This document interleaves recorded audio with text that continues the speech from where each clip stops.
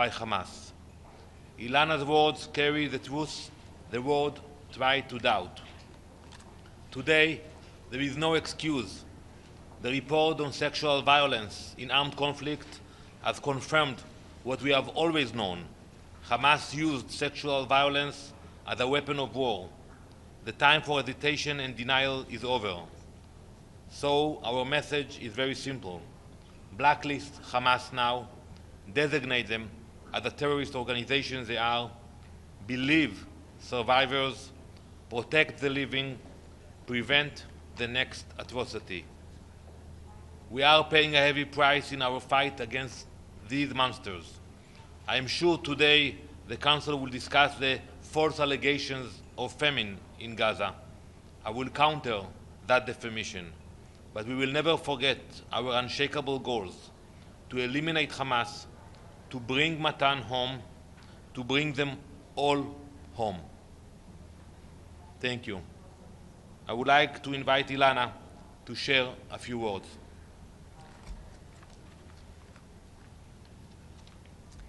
My name is Ilana Gritsovsky. I was born in Mexico and moved to Israel at the age of 16 alone, without my family, and began my life there. A few years ago, I moved to Niros, a kibbutz near the border with Gaza, where I built a home with my partner Matan Sangauker. Our life was simple, ordinary, full of plans, until October 7 shattered everything. On October 7, at 6:30 in the morning, my life changed forever.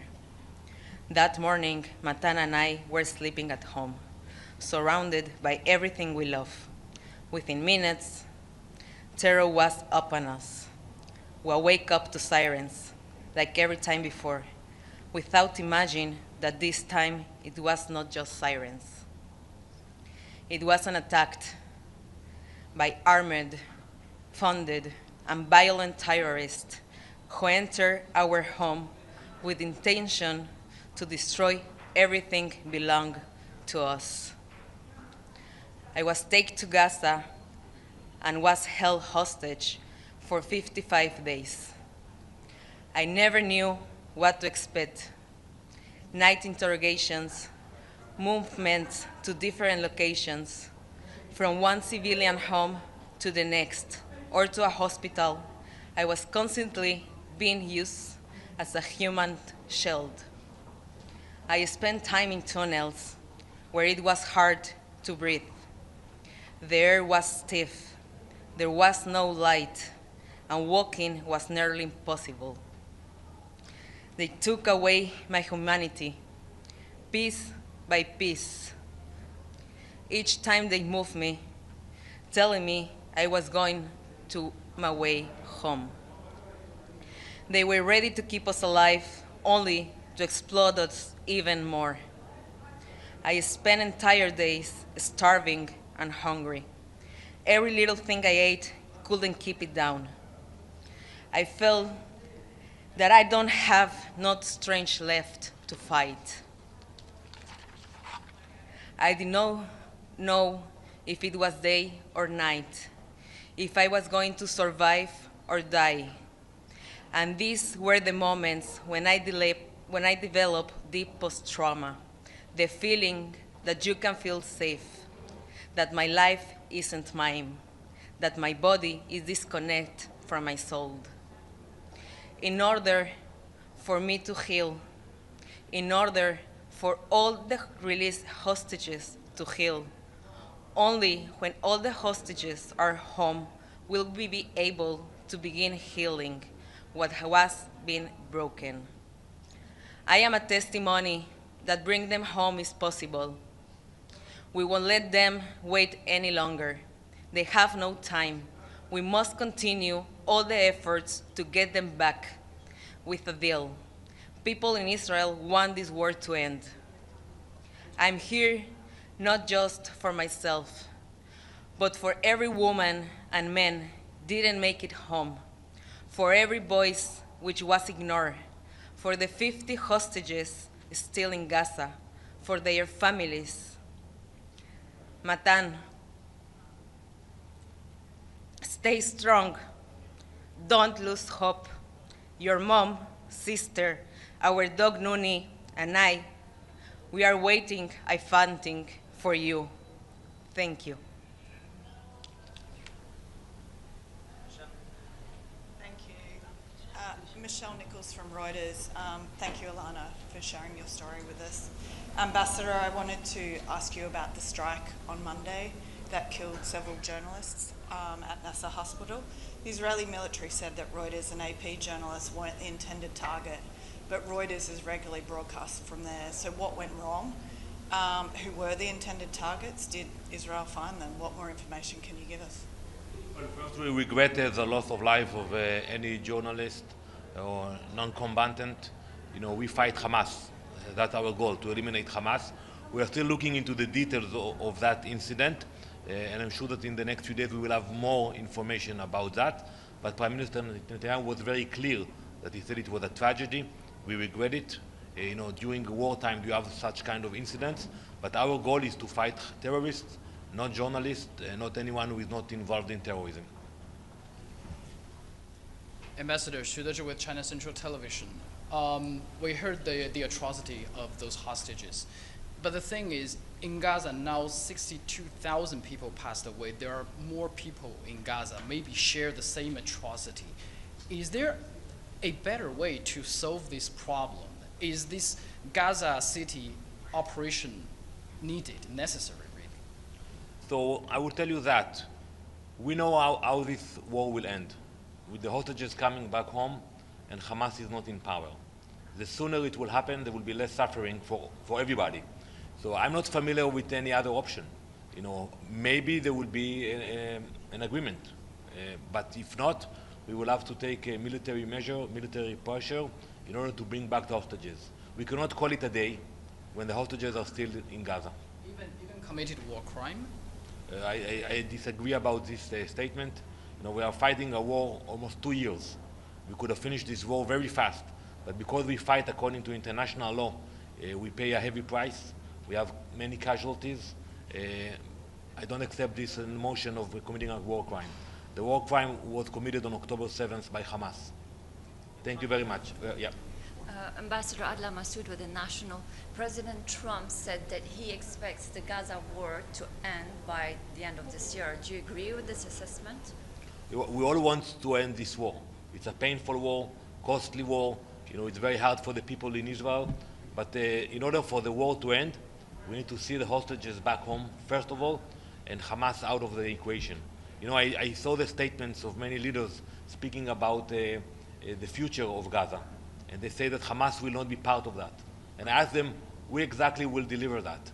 Who is going to convince Hamas to disarm? So I think the pressure we are putting now is the only way to make sure that Hamas will not be part of the game. Thank you very much. Thank you.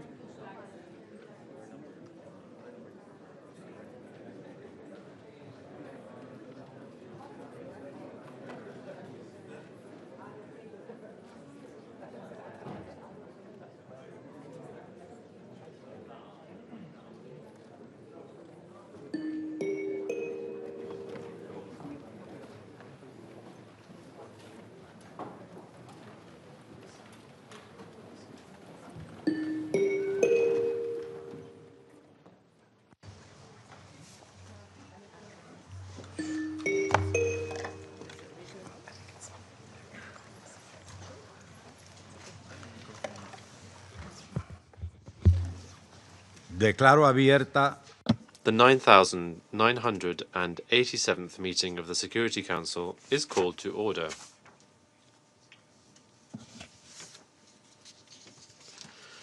The provisional agenda for this meeting is the situation in the Middle East, including the Palestinian question. The agenda is adopted.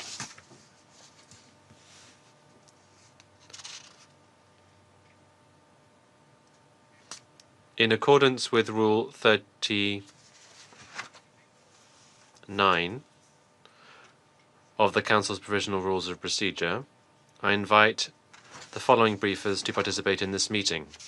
Mr. Ramiz Alakbarov, Deputy Special Coordinator for the Middle East Peace Process, United Nations Resident and Humanitarian Coordinator.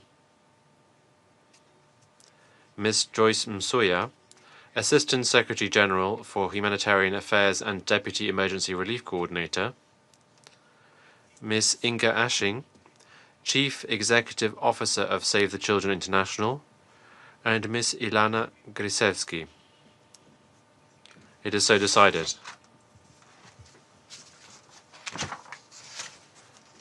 I propose that the Council invite the permanent observer of the Observer State of Palestine to the United Nations to participate in the meeting, in accordance with the Provisional Rules of Procedure and the previous practice in this regard. There being no objection, it is so decided.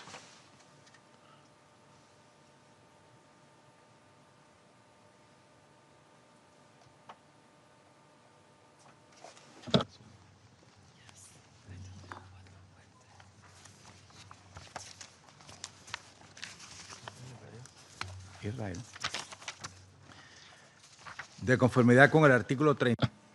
In accordance with Rule 37 of the Council's Provisional Rules of Procedure, I invite the representative of Israel to participate in this meeting. It is so decided. The Security Council will now begin its consideration of Item 2 of the agenda. I now give the floor to Mr. Ramiz Alakbarov.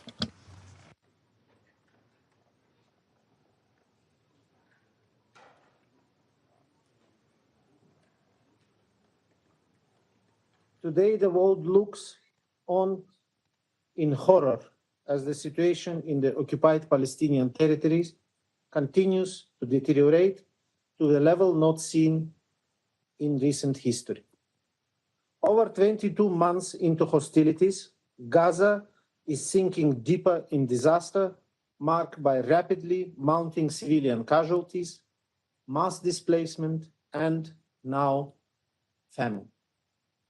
The hostages held by Hamas and other Palestinian armed groups continue to languish in appalling conditions. Meanwhile, the occupied West Bank, including East Jerusalem, is also facing an unprecedented crisis. Relentless expansion of settlements, demolitions, intensifying violence continue to undermine any prospect of peace. The choice could not be clearer: continue the current path of perpetual conflict, entrenching the occupation, or recommit to a political process that will solve the conflict, end the occupation, and realize a two-state solution. Mr. President, tragically, there is no end in sight to the conflict in Gaza. Despite a renewed push by the mediators to reach a ceasefire and hostage release deal, a breakthrough remains elusive. Israeli strikes have intensified throughout Gaza, hitting IDP tents, schools, hospitals, and residential buildings.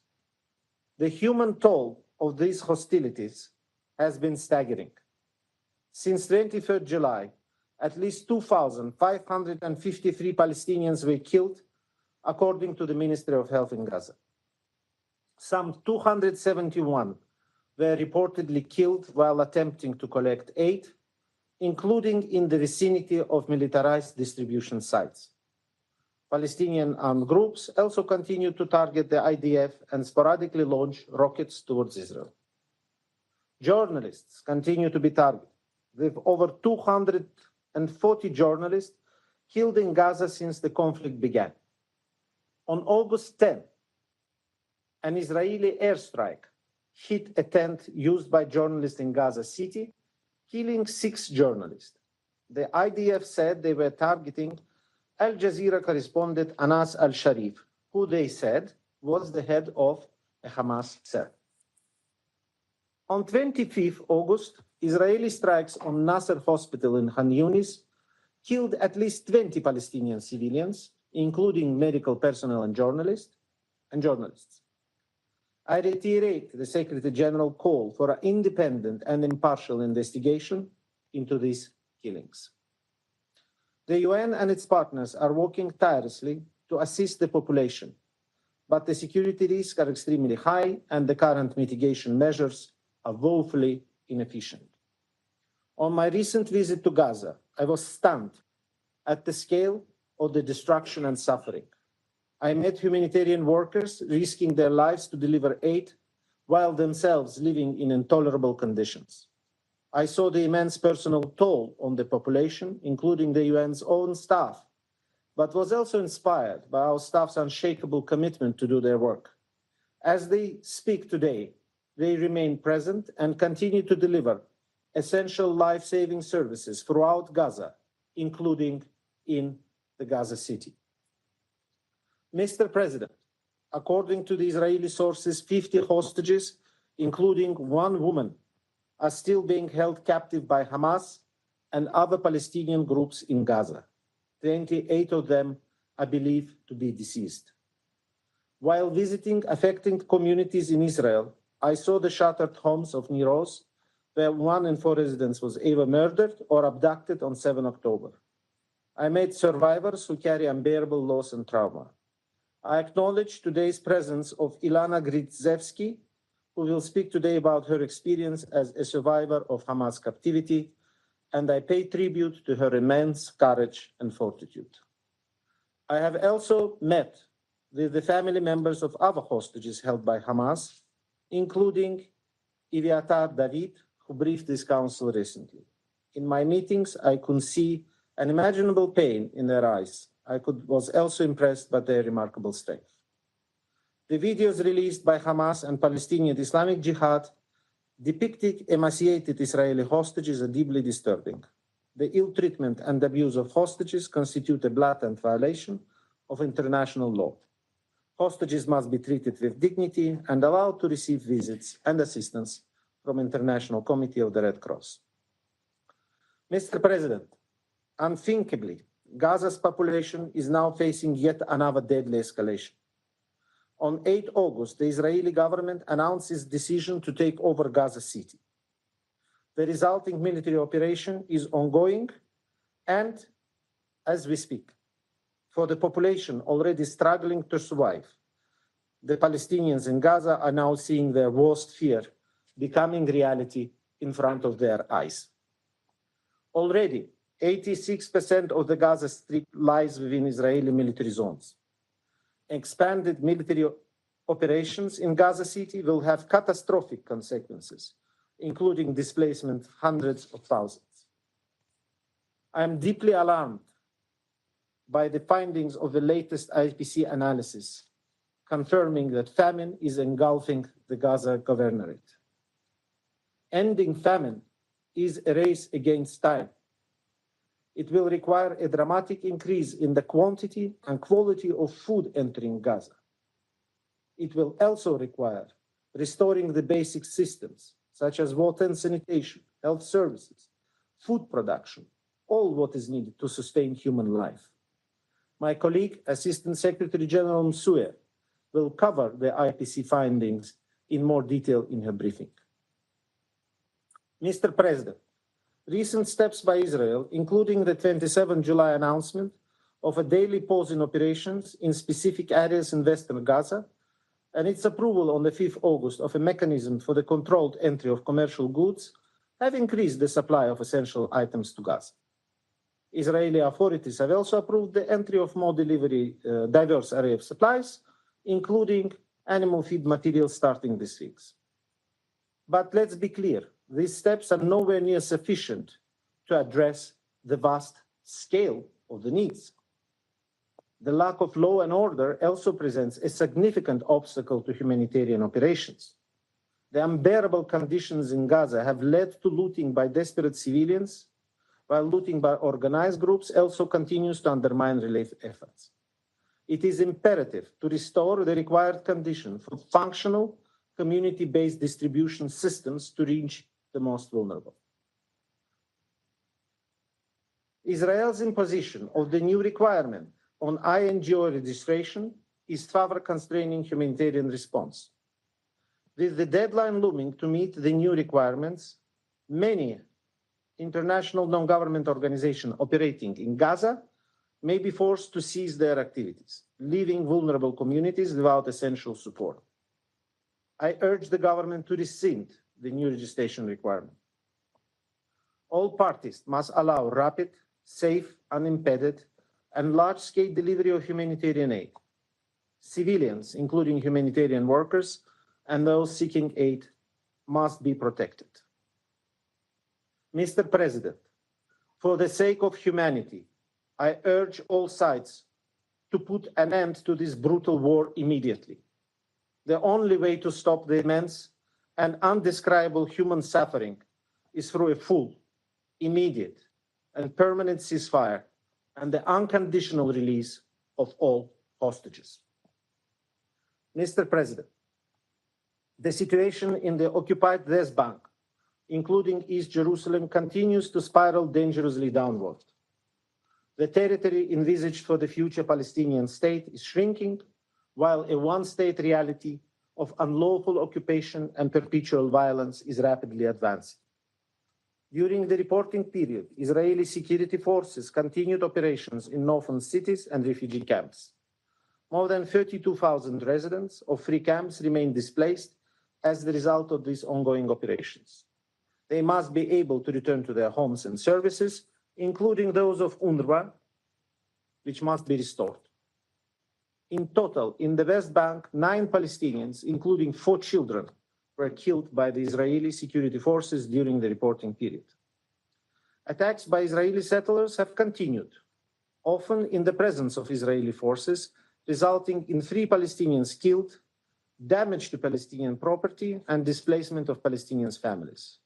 Attacks by Palestinians against Israelis also continued, with no fatalities reported in the last month. On 28 July, Palestinian activist Auda Hathalin was shot and killed by a settler in Masafer Yatta, and his 5-year-old son Vatan stood by, witnesses his father's death. When visiting the family, I held Vatan in my arms and thought about the enormous tragedy of his future life without a father and with his community facing the constant threat of violence and displacement. No child should face such horror. Perpetrators of settler violence must be held to account. Palestinians must be able to live safely on their land. Mr. President, since 7 October 2023, settlers' attacks have escalated in frequency and become more violent and deadly. These attacks have increasingly led to forced displacement. Frequently, settlers then move into areas that were fully displaced and establish outposts with the acquiescence of Israeli authorities. This leads to further settlement expansion and consolidation of Israeli control. Corresponding government decisions are fast-tracking settlement expansion, including in the most highly strategic areas. On 20th August, the Israeli High Planning Committee approved a plan on the construction of more than 3,400 housing units in the area E1. If implemented, the move would effectively see a connection between the northern and southern West Bank. As such, it would undermine the possibility of a viable and contiguous Palestinian state. I urge Israel to immediately seize any steps towards construction in E1 area and recall that all establishment of settlements violates international law. Meanwhile, Israeli authorities continue to demolish Palestinian-owned structures, leading to displacement of 175 Palestinians, including 70 children. These moves aligned with broader efforts to entrench control over the West Bank, including last month's decision by Israeli Knesset to adopt a non-binding and symbolic motion calling for the application of Israeli sovereignty across all settlements in the occupied West Bank. Alongside these developments, the Palestinian Authority continues to face an unprecedented economic crisis. According to the Palestinian Authority, since May of this year, Israel has not transferred any clearance revenue collected on behalf of the Palestinian Authority. Overall, more than $2 billion US dollars of Palestinian clearance revenues is withheld by Israel.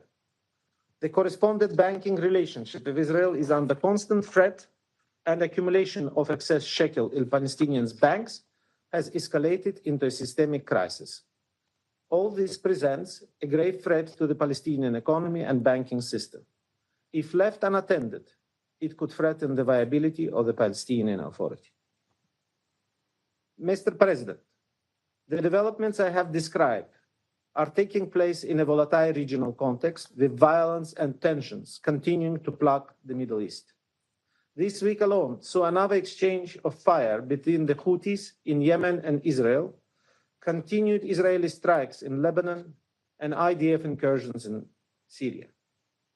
I welcome ongoing diplomatic efforts to de-escalate tensions and urge implementation of all relevant UN resolutions and existing agreements. Mr. President, this alarming picture compels us to act with determination to reverse the present trajectory, starting with the ceasefire and the release of all hostages. What is needed now is a bold action to resolve the conflict, end the occupation, and re-establish a political horizon. In this regard, I welcome the convening of the high-level conference on the implementation of two-state solution, co-chaired by France and the Kingdom of Saudi Arabia. The message from the international community is clear. The two-state solution remains the only viable path towards just and lasting resolution of the Israeli-Palestinian conflict.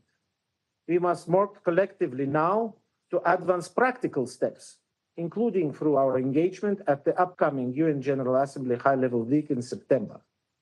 With Gaza immersed in a situation so horrendous that it defies basic humanity, and with the West Bank facing genuine threats to its long-term existence, we can no longer wait. I thank you for your attention, Mr. President. Agradezco. I thank Mr. Alakbarov for his briefing. I now give the floor to Ms. Joyce Msuya. Mr. President, members of the Council, as I brief today, I'm reminded of previous messages we have delivered to this Council over the past months, cautioning that famine, then a worst-case scenario, was becoming increasingly likely. On 22nd of August, the Integrated Food Security Phase Classification Famine Review Committee confirmed that famine is now occurring in Gaza Governorate and is projected to expand further to Deir al-Balah and Khan Yunis by the end of September. Allow me to share some numbers. Over 500,000 people currently face starvation, destitution, and death. By the end of September, that number could exceed 640,000. Approximately 1 million people are in emergency IPC phase 4, and over 390,000 are in crisis IPC phase 3. Virtually no one in Gaza is untouched by hunger. At least 132,000 children under the age of 5 are expected to suffer from acute malnutrition between now and mid-2026. The number of those at risk of death among them has now tripled to over 43,000. For pregnant and breastfeeding women, that number is predicted to surge from 17,000 to 55,000. My colleague from Save the Children will speak in greater depth on this. The suffering of children remains one of the most heartbreaking dimensions of this crisis. Mr. President, behind these stark numbers are human lives, daughters, sons, mothers, and fathers, futures cut short and communities scarred. The Famine Review Committee has been called 5 times to assess food security and nutrition in Gaza. We sounded the alarm after each of these assessments. We also reported to the Council twice under Resolution 2417 on conflict and hunger, first in February 2024 and again in June this year. Let us be clear, this famine is not a product of drought or some form of natural disaster.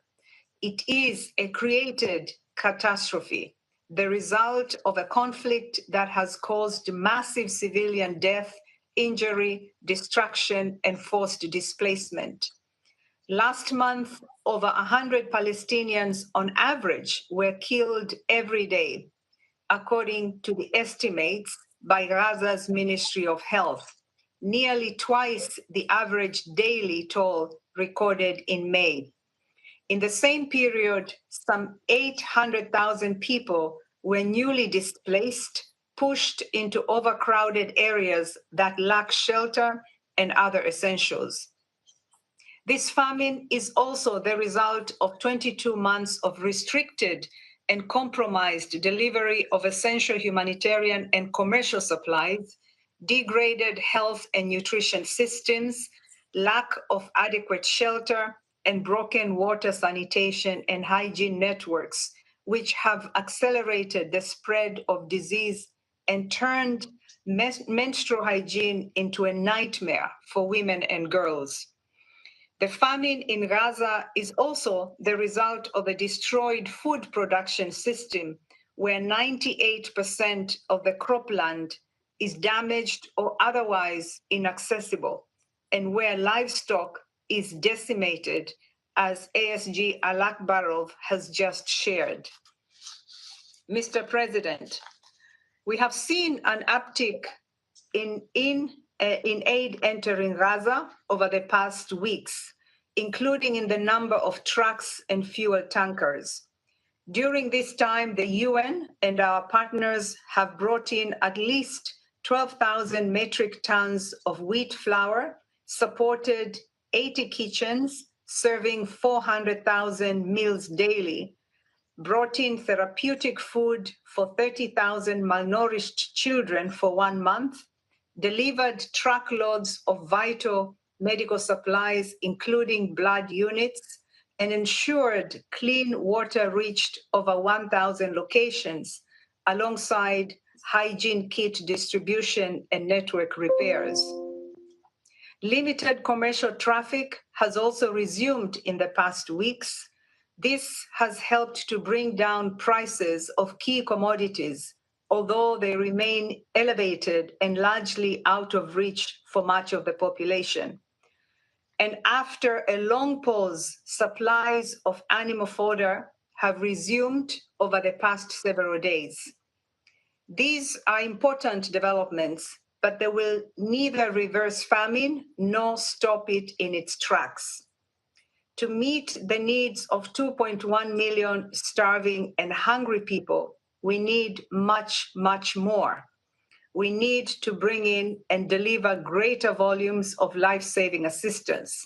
We need the restrictions on essential items to be lifted. And we need a halt to the delays and denials that undermine our work every day. I would like to thank Mr. Alakbarov for his leadership as humanitarian coordinator on the ground, in particular for his ongoing engagements to address the serious constraints we are facing. Mr. President, international humanitarian law is a vital safeguard against hunger in conflict. It prohibits the use of starvation of civilians as a method of warfare and forbids attacks on objects essential to civilian survival, such as food, water, and agriculture infrastructure. It demands that the parties take constant care to spare civilians and civilian objects throughout their military operation. It demands that humanitarian personnel and assets be protected at all times and that the provision of unimpeded humanitarian relief be facilitated. There is still time to act. Mr. President, before I close, we must not forget the deterioration in the West Bank, where warlike military operations, settler violence, and discriminatory policies are deepening humanitarian needs and increasing civilian vulnerability. The recent approval of over 3,000 settler housing units under the E1 plan further threatens to fragment the West Bank and places 18 Bedouin communities representing over 3,500 people at risk of forced displacement, compromising their access to critical services. Mr. President and members of the Council, failure to act now will have irreversible consequences. This Council and all member states must immediately work to ensure an immediate, sustained cessation of hostilities in Gaza to prevent further loss of life and to stop famine from expanding. Second, the release of all hostages immediately and unconditionally. Third, the protection of civilians and critical infrastructure, including that which is essential for survival and the functioning of food, health and water, sanitation, and hygiene systems. Fourth, safe, rapid, unimpeded humanitarian access through all entry points and to all people in need across the Gaza Strip.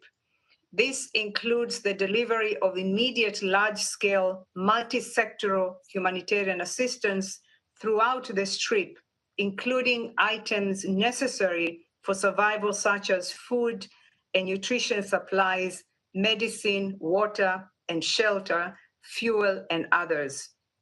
Fifth, the restoration of commercial flows of essential goods at scale, market systems, essential services, and local food production. Ending this human-made crisis demands that we act as if it were our mother, our father, our child, our family trying to survive in Gaza today. We must all do more and quickly. Thank you. Agradezco. I thank Ms. Nsuya for her briefing. I now give the floor to Ms. Inga Ashing. Mr. President, members of the Security Council, the Gaza famine is here. An engineered famine, a predicted famine, a man-made famine. As we speak, children in Gaza are systematically being starved to death. This is a deliberate policy. This is starvation as a method of war in its darkest terms. So the children's clinics in Gaza are overwhelmed by need, every bench packed with malnourished children and their mothers. Yet our clinics are almost silent now. Children do not have the strength to speak or even cry out in agony. They lie there, emaciated, quite literally wasting away. Their tiny bodies overcome by hunger and disease. The medical and specialized nutrition supplies they need all but used up. Without these, malnourished children will die. A few kilometers away stand ready a sea of supplies. Thousands upon thousands of truckloads of life-saving items, all blocked. The government of Israel could end this famine tonight if it choose to, and end its deliberate obstruction and let humanitarians do our work. Instead, there are reports of escalation in Israeli military activity in Gaza City, more attacks on hospitals, more killing. Mr. President, at our child-friendly spaces, children draw what we call wishing clouds so that they can imagine a better future. In Gaza, children used to wish for school or peace or to see their friends again. Once the total siege began in March, children would increasingly tell us that they wish for food, that they wish for bread. These past few weeks, more and more children have shared that they wish to be dead. One child wrote, "I wish I was in heaven where my mother is. In heaven there is love, there is food and water." Children are being killed in Gaza by bombs, bullets, and now starvation. An entire generation at risk of being wiped out.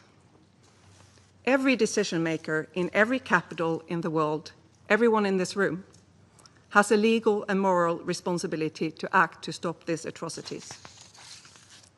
Famine means that there are no more breaking points and no more alarm bells. It is the worst case scenario. We told you this was coming, loudly and clearly.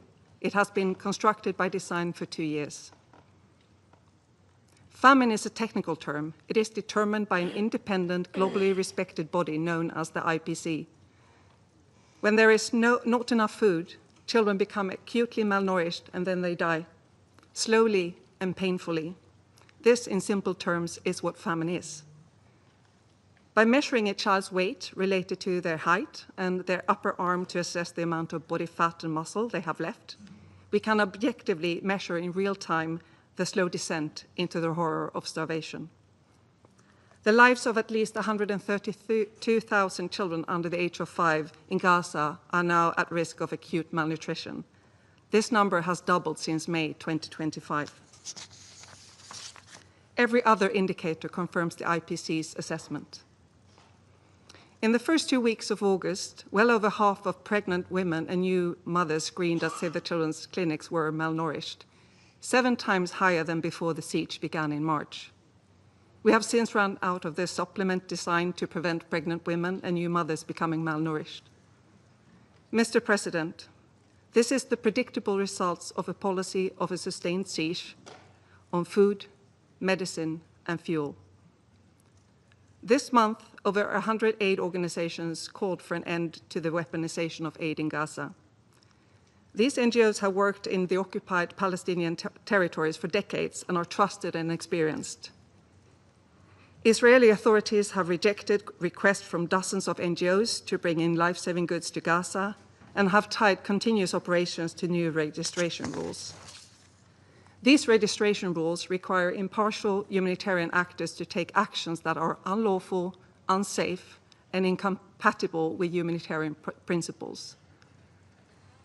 The result is a further obstruction to unhindered, principled humanitarian access.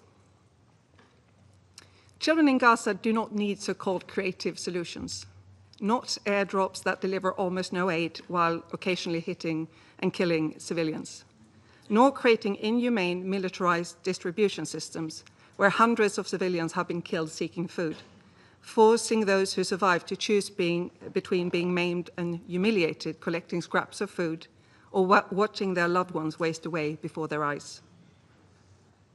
Families we support increasingly refer to these distribution points as the jaw of death. Instead, children in Gaza need member states to take action. The endless violence, cruel and illegal siege, block on the UN-led humanitarian system, mass killing of humanitarian workers, ban on UNRWA, and obstruction and threats of deregistration against NGOs are driving the humanitarian catastrophe, which in its turn is causing famine. Independent entities mandated to conclude and determine whether atrocity crimes and war crimes are taking place have done so. In addition, grave violations against children are being committed at an unprecedented rate across the occupied Palestinian territory, according to the Secretary General's annual report. The overwhelming majority were perpetrated against Palestinian children, though there are violations against Israeli children too, including children being taken hostage. Every child has the right to survival, to safety, and to a future. Any violation is a breach too far. Violence in the West Bank have been escalating at an alarming rate. Children face home demolitions, displacement, harassment, and intimidation by Israeli forces and settlers, including on the way to and during school. The mental health toll this has on their still forming minds is devastating. Save the Children is particularly alarmed by the detention of Palestinian children in the Israeli military detention system, which is a long-standing child rights crisis. No child should ever come in contact with a military court. Yet Palestinian children are the only ones in the world who are systematically prosecuted in military courts. These courts do not meet international juvenile justice standards. It is an abusive, inhumane system where children consistently report being physically, emotionally, and sexually abused, humiliated, and starved. Children held in this system must be released immediately to prevent further harm and protect them from practices that could amount to torture. The military detention of Palestinian children must end. There must be accountability for all crimes committed against children, against civilians, and hostages. Mr. President, children in Gaza urgently need the following: an immediate and definite ceasefire and the release of all children deprived of their liberty, including hostages and children held in military detention. The government of Israel must lift the siege and let the aid flow. The only way to achieve this is through unimpeded UN-led coordination. Member states must take action, support accountability mechanisms, end armed transfers, refuse to fund militarized aid schemes, do not risk complicity in atrocities. Members of the Security Council, I would like to conclude by explaining briefly what malnourishment and starvation means for a child. After one day without food, children begin to change. They suffer a loss of energy, concentration, and become upset. After several days without nourishment, their body starts to degrade. Their bodies begin consuming their own fat to survive. They lose their appetite and become unable to focus. After 2 weeks, the process accelerates and their small bodies rapidly deteriorate. Heart, liver, kidneys weaken, infections spread with ease as their immune system collapses. They become vulnerable to diarrhea, pneumonia, sepsis. At this stage, there is no fat left, so the body begins to literally consume itself, slowly, painfully eating the muscles and other vital organs. Belly swell and skin becomes fragile. At 3 weeks, the process of starvation has reached its final catastrophic phase. Children get lesions on their eyes and they go blind. Their hair fall out, organs shut down. Unable to move or speak or cry out, they draw their last breath. Those who do get urgent nutrition and medical support often grow up stunted. A stunted child will likely have impaired cognitive development, a weakened immune system, and increased risk of chronic diseases. Babies born to malnourished mothers are likely to be forever smaller themselves. Many effects of famine cannot be reversed. The death and loss, the physical and mental harm will last lifetime and even generations. In the words of a nutrition nurse who works in one of our silent clinics, she said, "Hunger is written on the bodies of our children, a constant reminder that survival itself has become uncertain in Gaza." For almost 2 years, the international community has failed to protect Palestinian children. Until you choose to act, this is the fate you are guaranteeing a generation of children in Gaza. Inaction is a choice.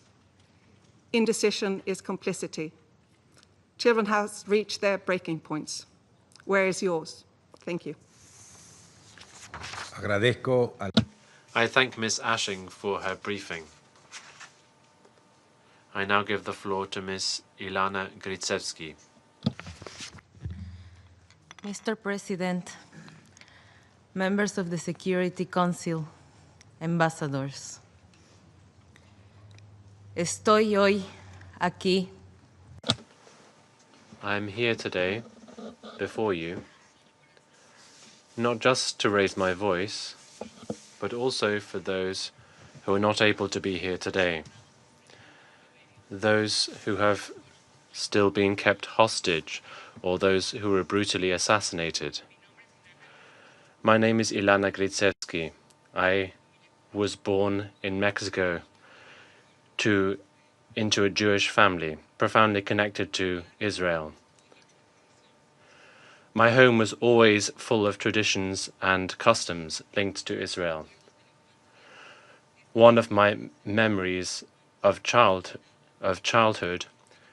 is to understand the work undertaken by many international organizations such as the UN and UNICEF. When I was in school, we always proudly promoted the values that I had learnt from the institutions. However, I'm now here, and I'm wondering, where were these organizations when I needed them most? I made Aliyah to Israel by myself. That decision was driven from my need to feel safe. Safe in a country which is free of danger from delinquents and cartels. A country where I can feel connected to my people, its culture, and have a future. Leaving everything behind wasn't easy, but I knew I was on the right path. Near us, a kibbutz near the border with Gaza, I built a home with my partner, Matan Sangauker. Our life was simple, ordinary, full of plans. I owned a bakery, and later I was a manager of a greenhouse. Until October 7, shattered everything. At 6:30 in the morning, my life changed forever. That morning, Matan and I were sleeping at home, surrounded by everything we love. Within minutes, terror was upon us. We wake up to sirens, like every time before.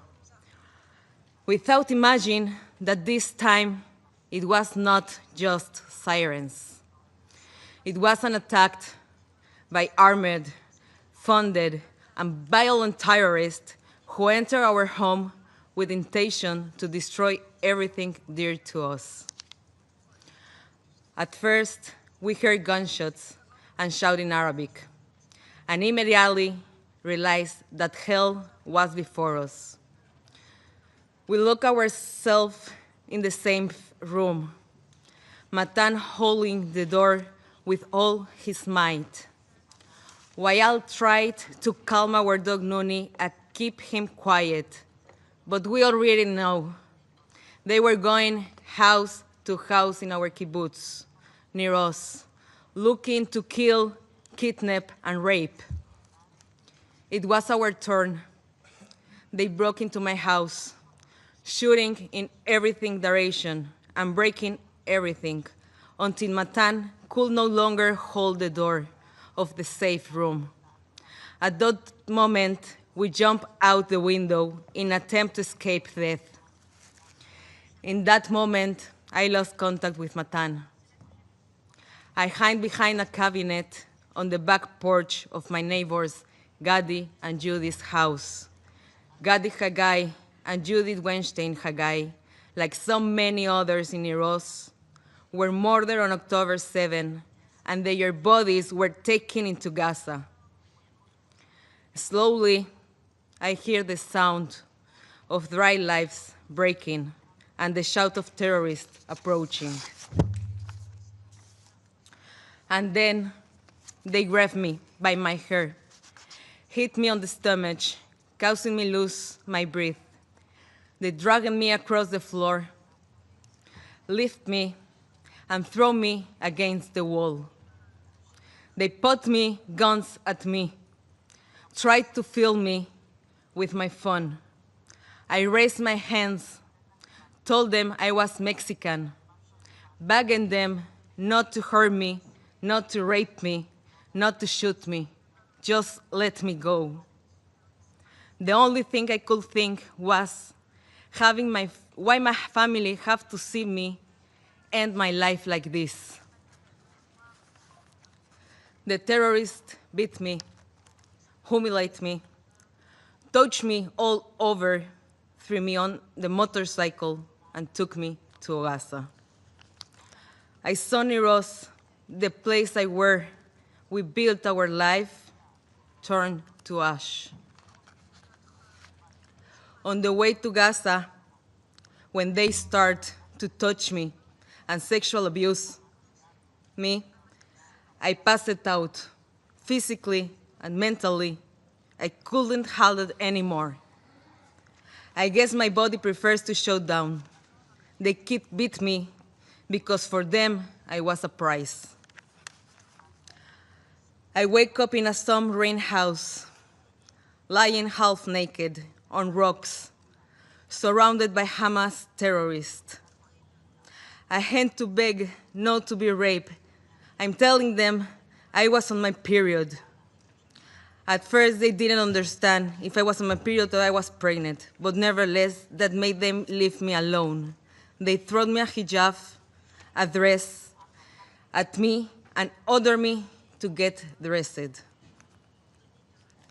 I didn't know exactly what had been done to my body in those last minutes when I was in condition. But my soul already knew nothing will be ever the same. I was suffering for a fractured jaw, a broken pelvis, ear damage for explosion, and a burn leg. One of the first day, many people came to see me, to play main games. One of them fixated on me. He told me I would never leave, that I was beautiful, that we were going to marry and have children. Even if there is a deal, I will not be released. He handed me with his gun, told me to play with it, and stole all my jewelry. The next day, around noon, they brought me another hostage from Niros. That gave me strength. I realized I wasn't alone. We looked out for each other. After a week, our wars told us that the IDF is going to attack the house, so we need to move to a different place. I found myself walking through the Gaza streets, holding the terrorist's hand as if I were his wife. When we arrived at the other apartment, all of the neighbors came out to see the new prize. They knew exactly who we are.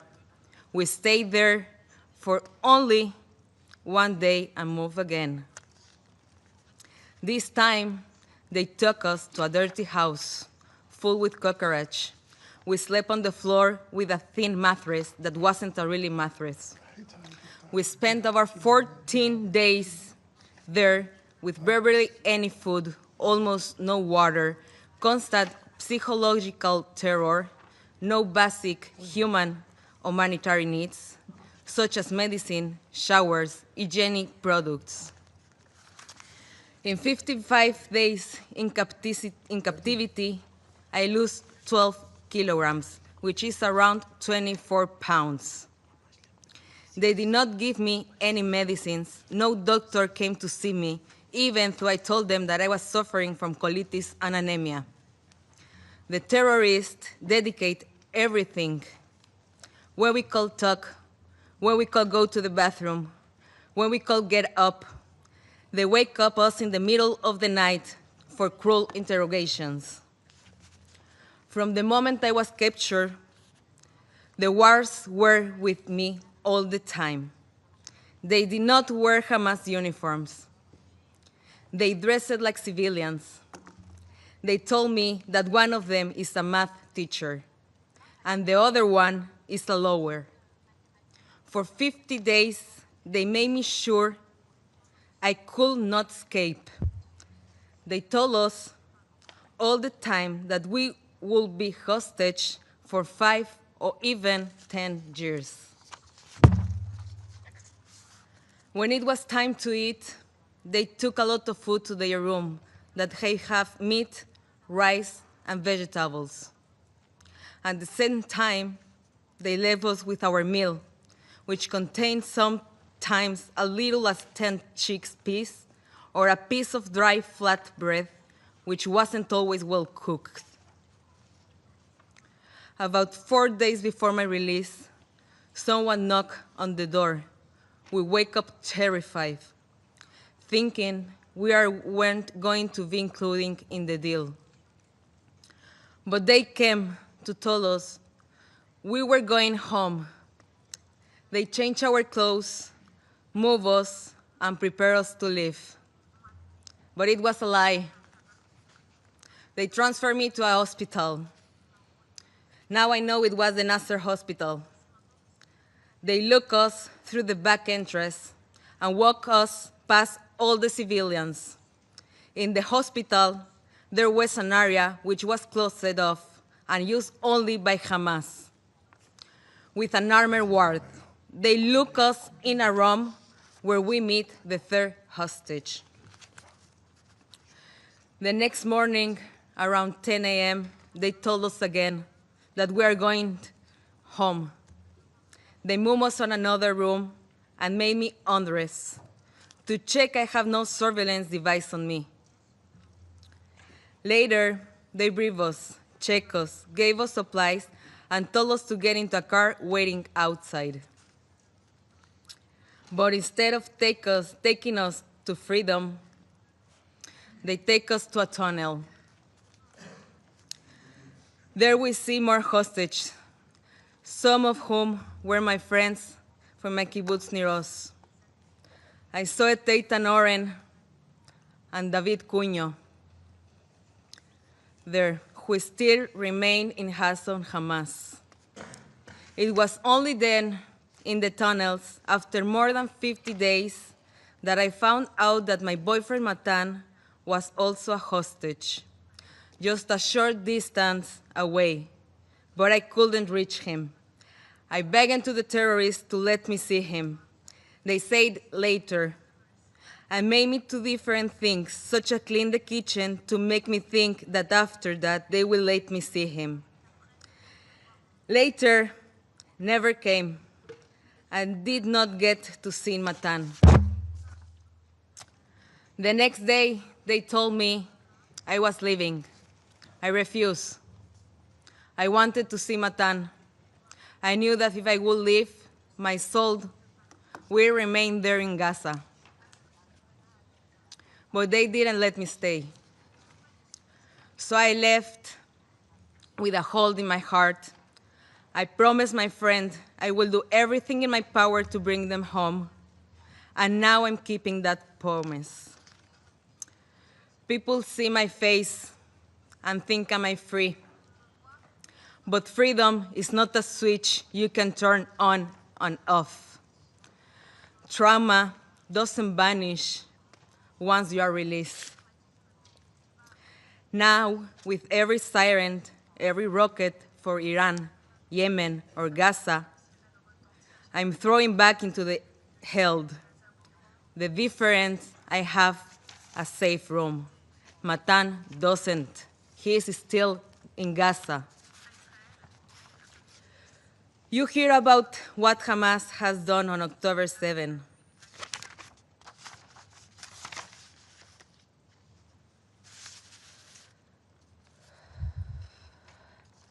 Women were raped, abused, and humiliated, and the world chose silence. Why is our pain treated as less? Why our histories questioned, denied, erased? I am here not just for myself, but for every woman and man who didn't make it home, for every voice which was ignored, for the 50 hostages still in Gaza, for their families.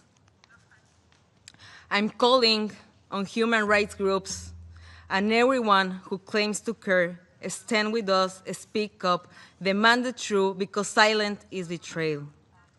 Matan, stay strong. Don't lose hope. Your mom, sister, our dog Nuni, and I are all waiting for you. También estoy aquí. I am also here. I am also here today as a Mexican woman, because that's where I was born, where the cartels kill and torture people. They call them as they are. Terrorists, criminals, delinquents.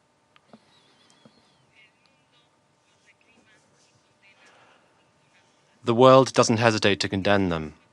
So that's why I wonder why Hamas, who burn children alive, rape women, and mutilate bodies, kidnap children and adults, why are they not condemned in the same way? Why is Hamas considered differently? Why is it not considered the terrorist group that it is?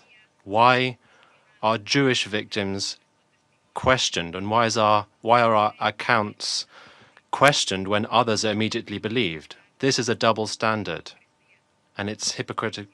It's not just hypocrisy, it's betrayal. Of the Council, do not turn away. Do not look for excuses. Do not allow political divisions to silence the voices of victims. Use your influence, your power, your responsibility to demand the unconditional release of every hostage. No tomorrow, not in some distant future, but now. We need to make a deal. People in Israel want this war to end. Bring them home. Bring Matan home. Bring all of them home. Only then I will be able to begin to heal. Only then can the hostages' families begin to heal. Only then we will begin to believe again in the values that the Council was created to uphold. Mr. President, Excellence, I was released after 55 days, but my soul remains in captivity with Matan and all the hostages. Until they return, no one of us truly free. Thank you so much. Agradezco. I thank Ms. Gritsevsky for her briefing. I will now give the floor to those council members who wish to make statements. I give the floor to the representative of the Republic of Korea. Thank you, Mr. President. I would also like to thank Deputy Special Coordinator Ramiz Allah-Kubarov, ASG Joyce Umsuya, and Ms. Inger Ashing of Save the Children International for their briefings. In particular, I would like to thank Ms.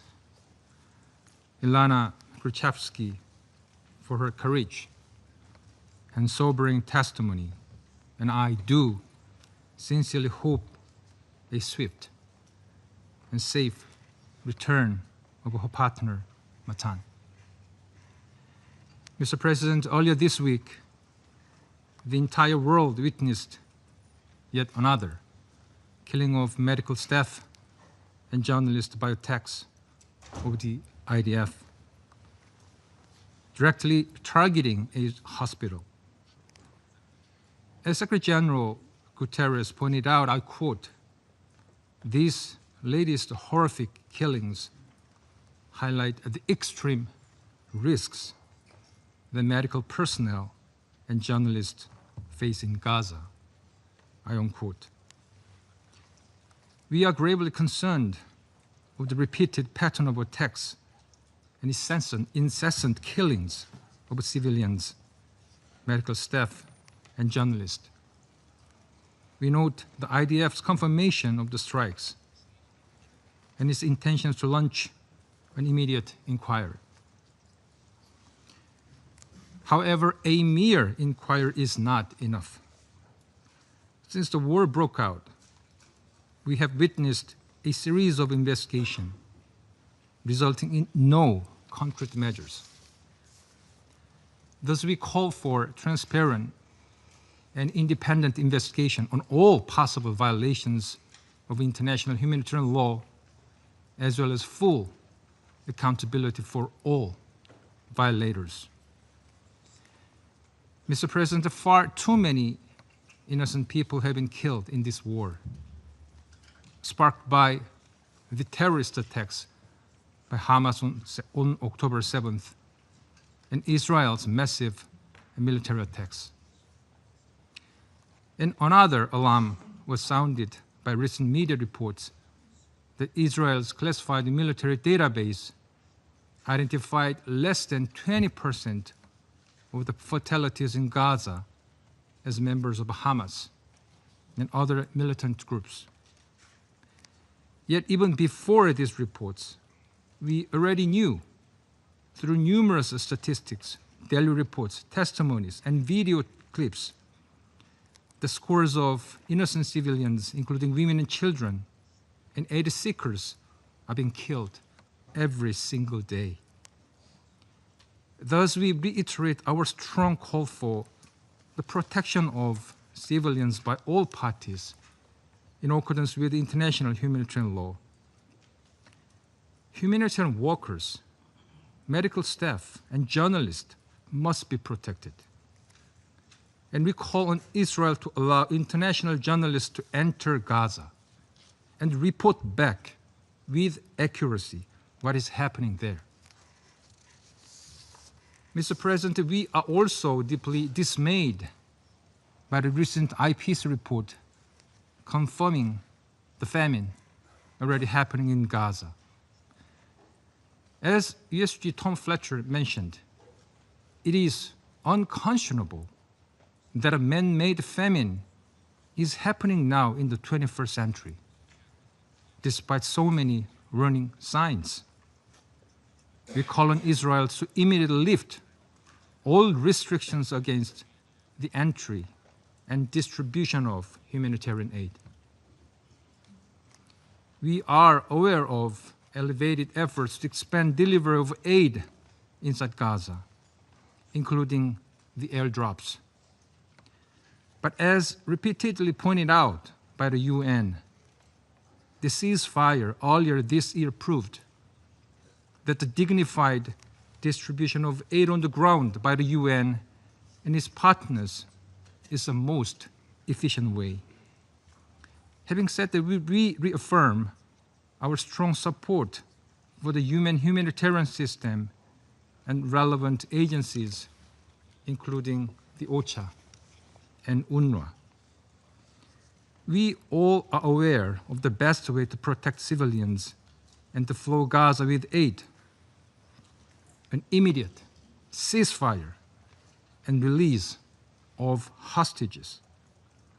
Expanding military operations, including an attempt to take control of Gaza City, will only exacerbate the humanitarian crisis in Gaza.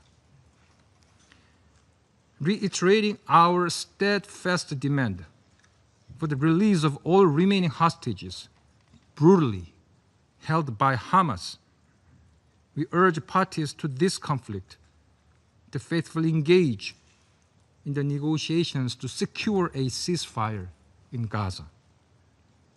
And we continue to believe in the tireless efforts by mediating countries including the US, Qatar, and Egypt. Mr. President, while our attention is mainly focused on the horrific tragedy in Gaza, we must not lose sight on the worsening situation in the West Bank. The decision by the Israeli government to resume the construction of the E1 settlements is of major concern. It will not only hamper the prospect of the two-state solution by effectively severing the contiguity of the West Bank, but will also deepen the instability and insecurity in Israel and Palestine, as well as in the wider region. Mr. President, Korea has consistently supported the two-state solution, is the sole viable path forward. The advancement of this project will be an existential threat to this aspiration. We thus call on the Israeli government to reverse its decision. Any other unilateral actions that are in violation of Resolution 2334, including settler violence, demolition of homes, displacement of Palestinian civilians, and provocative actions must also stop. We hope that enhanced efforts by the international community to revive the prospect of the two-state solution will soon pave the way toward a secure future for the Middle East based on the harmony and coexistence. I thank you, Mr. President. Agradezco. I thank the representative of the Republic of Korea for the statement. I now give the floor to the representative of Algeria. Mr. President, at the outset, we thank ASG Msuya and Deputy Special Coordinator Al-Akbarov for their sobering briefings. We listened attentively to Ms. Ashing and Ms. Gryziewski, who brought to this Council the perspective of human suffering. For Algeria, this is not an abstract debate. Our compass points in one direction, and one direction only toward morality and legality, and also empathy toward all those who are suffering. We call, and we will continue to call for an immediate and conditional and permanent ceasefire, the only condition that can end the agony of Gaza. An agony born from the Israeli occupying powers' deliberate policy of killing, of destruction, and annihilation. Policy shielded by impunity and immunity. Let us be clear. Had Israel respected the ceasefire agreement brokered by Qatar, Egypt, and the United States, all hostage, all captive, all detainees would have reunited with their families, including your partner, Natan. Today, instead of embraces, there is only mourning and despair. Mr. President, the topic of today's debate is the Palestinian question. But today, I will not speak of the illegal settlement activities that fragment the West Bank into North and South and isolate Jerusalem from the West Bank. I will not speak of dispossession and annexation of Palestinian land. I will not speak of inflammatory rhetoric and actions that threaten the sanctity of Al-Aqsa Mosque. I will not speak of the continued erosion of the two-state solution. I will focus on the suffering in Gaza that has reached a level of barbarity that defies imagination. As the Secretary General reminded us, just when it seems there are no words left to describe the living hell in Gaza, a new one has been added. Famine. Yes, famine.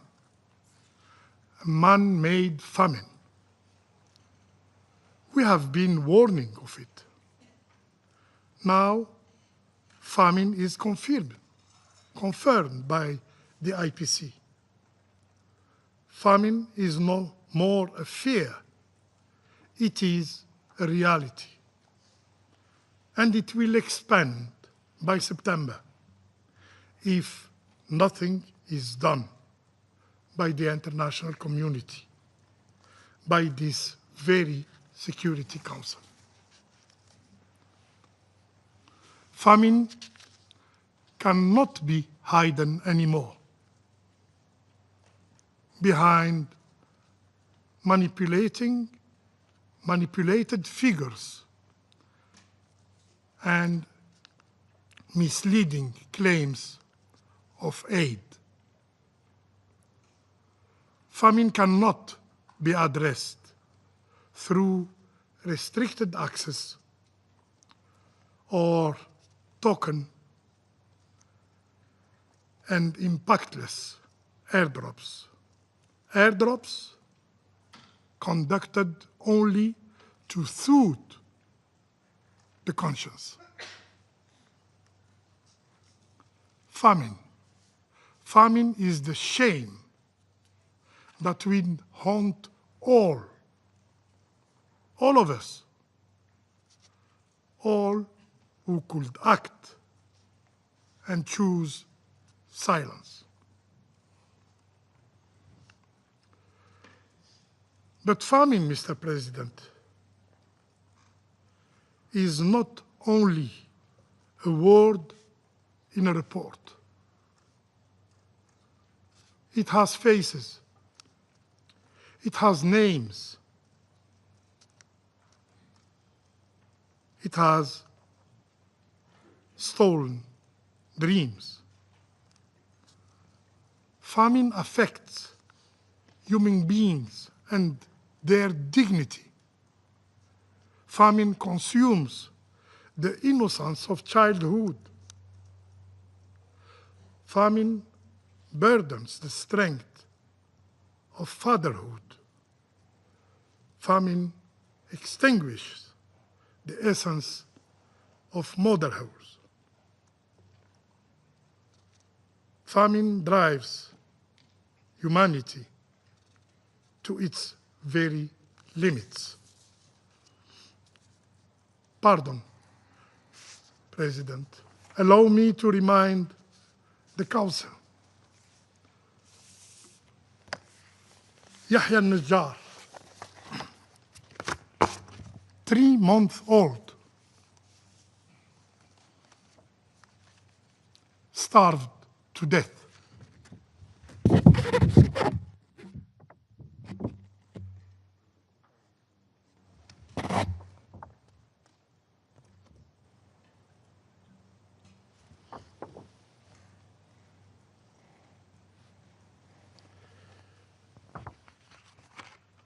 His mother, words cut deeper than any statistic. I quote,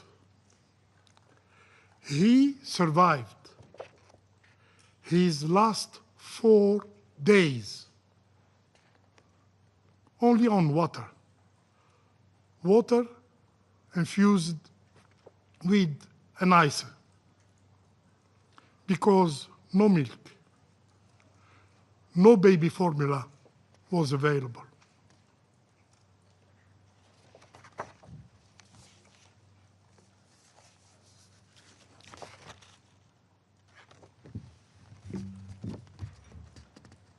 Yazan Abu Ful, 2-year-old. He is still alive.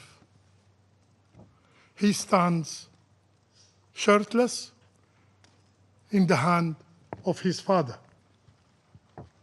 Do you have children? Do you have grandchildren? Imagine being Yazan's parents, empty of despair, watching the candle of his life drop while powerless to help. Yazan Abu Fil, 2-year-old.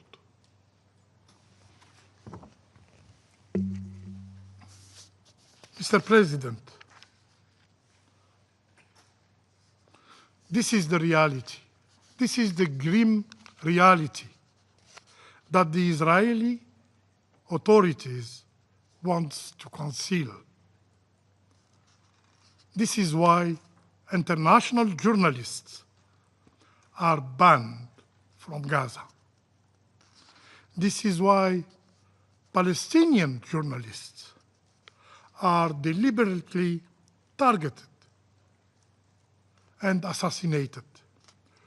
245 of them have lost their lives. Late August,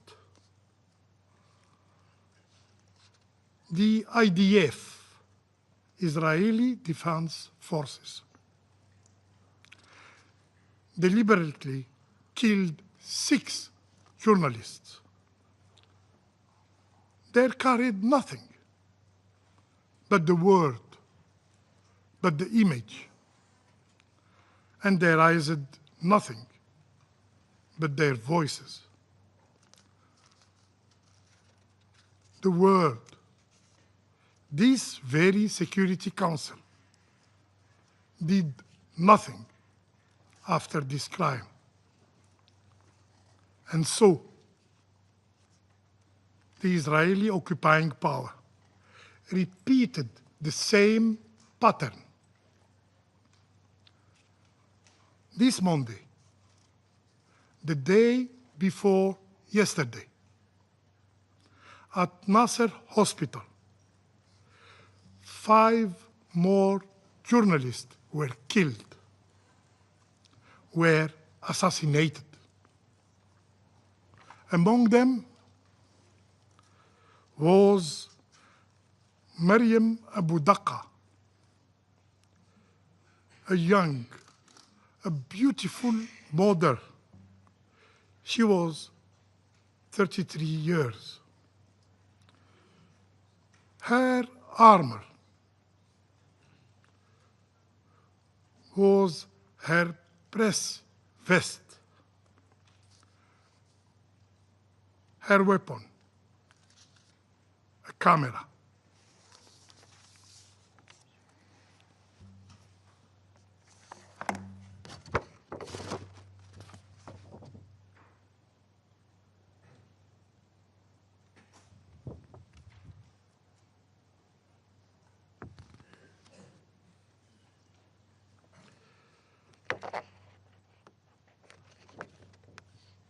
A few days before, she wrote on X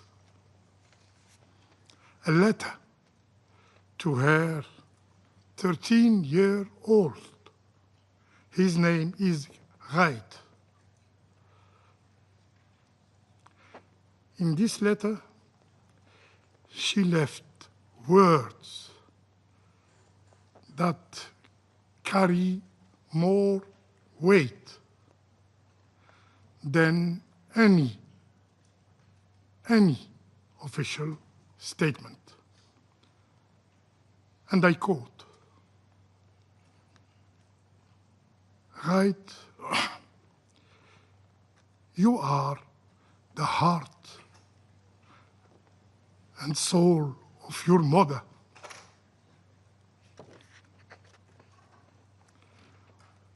When I die, I want you to pray for me, not to cry for me. I want you never, never to forget me. I did everything to keep you happy and safe. And when you grow, when you marry,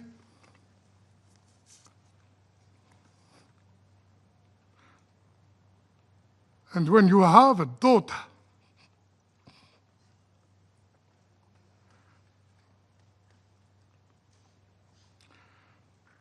name her Maryam,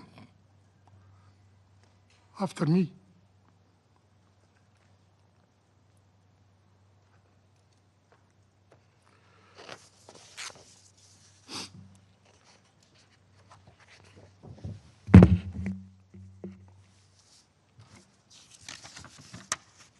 Mr. President,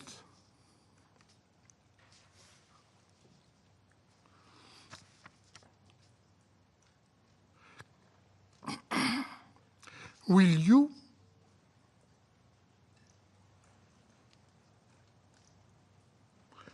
this council persist as a theater of lamentation, endlessly echoing speeches, while Gaza burns for lack of actions? This council must act as a matter of duty, a moral duty, a legal duty, must act to impose a ceasefire and protect and save innocent lives,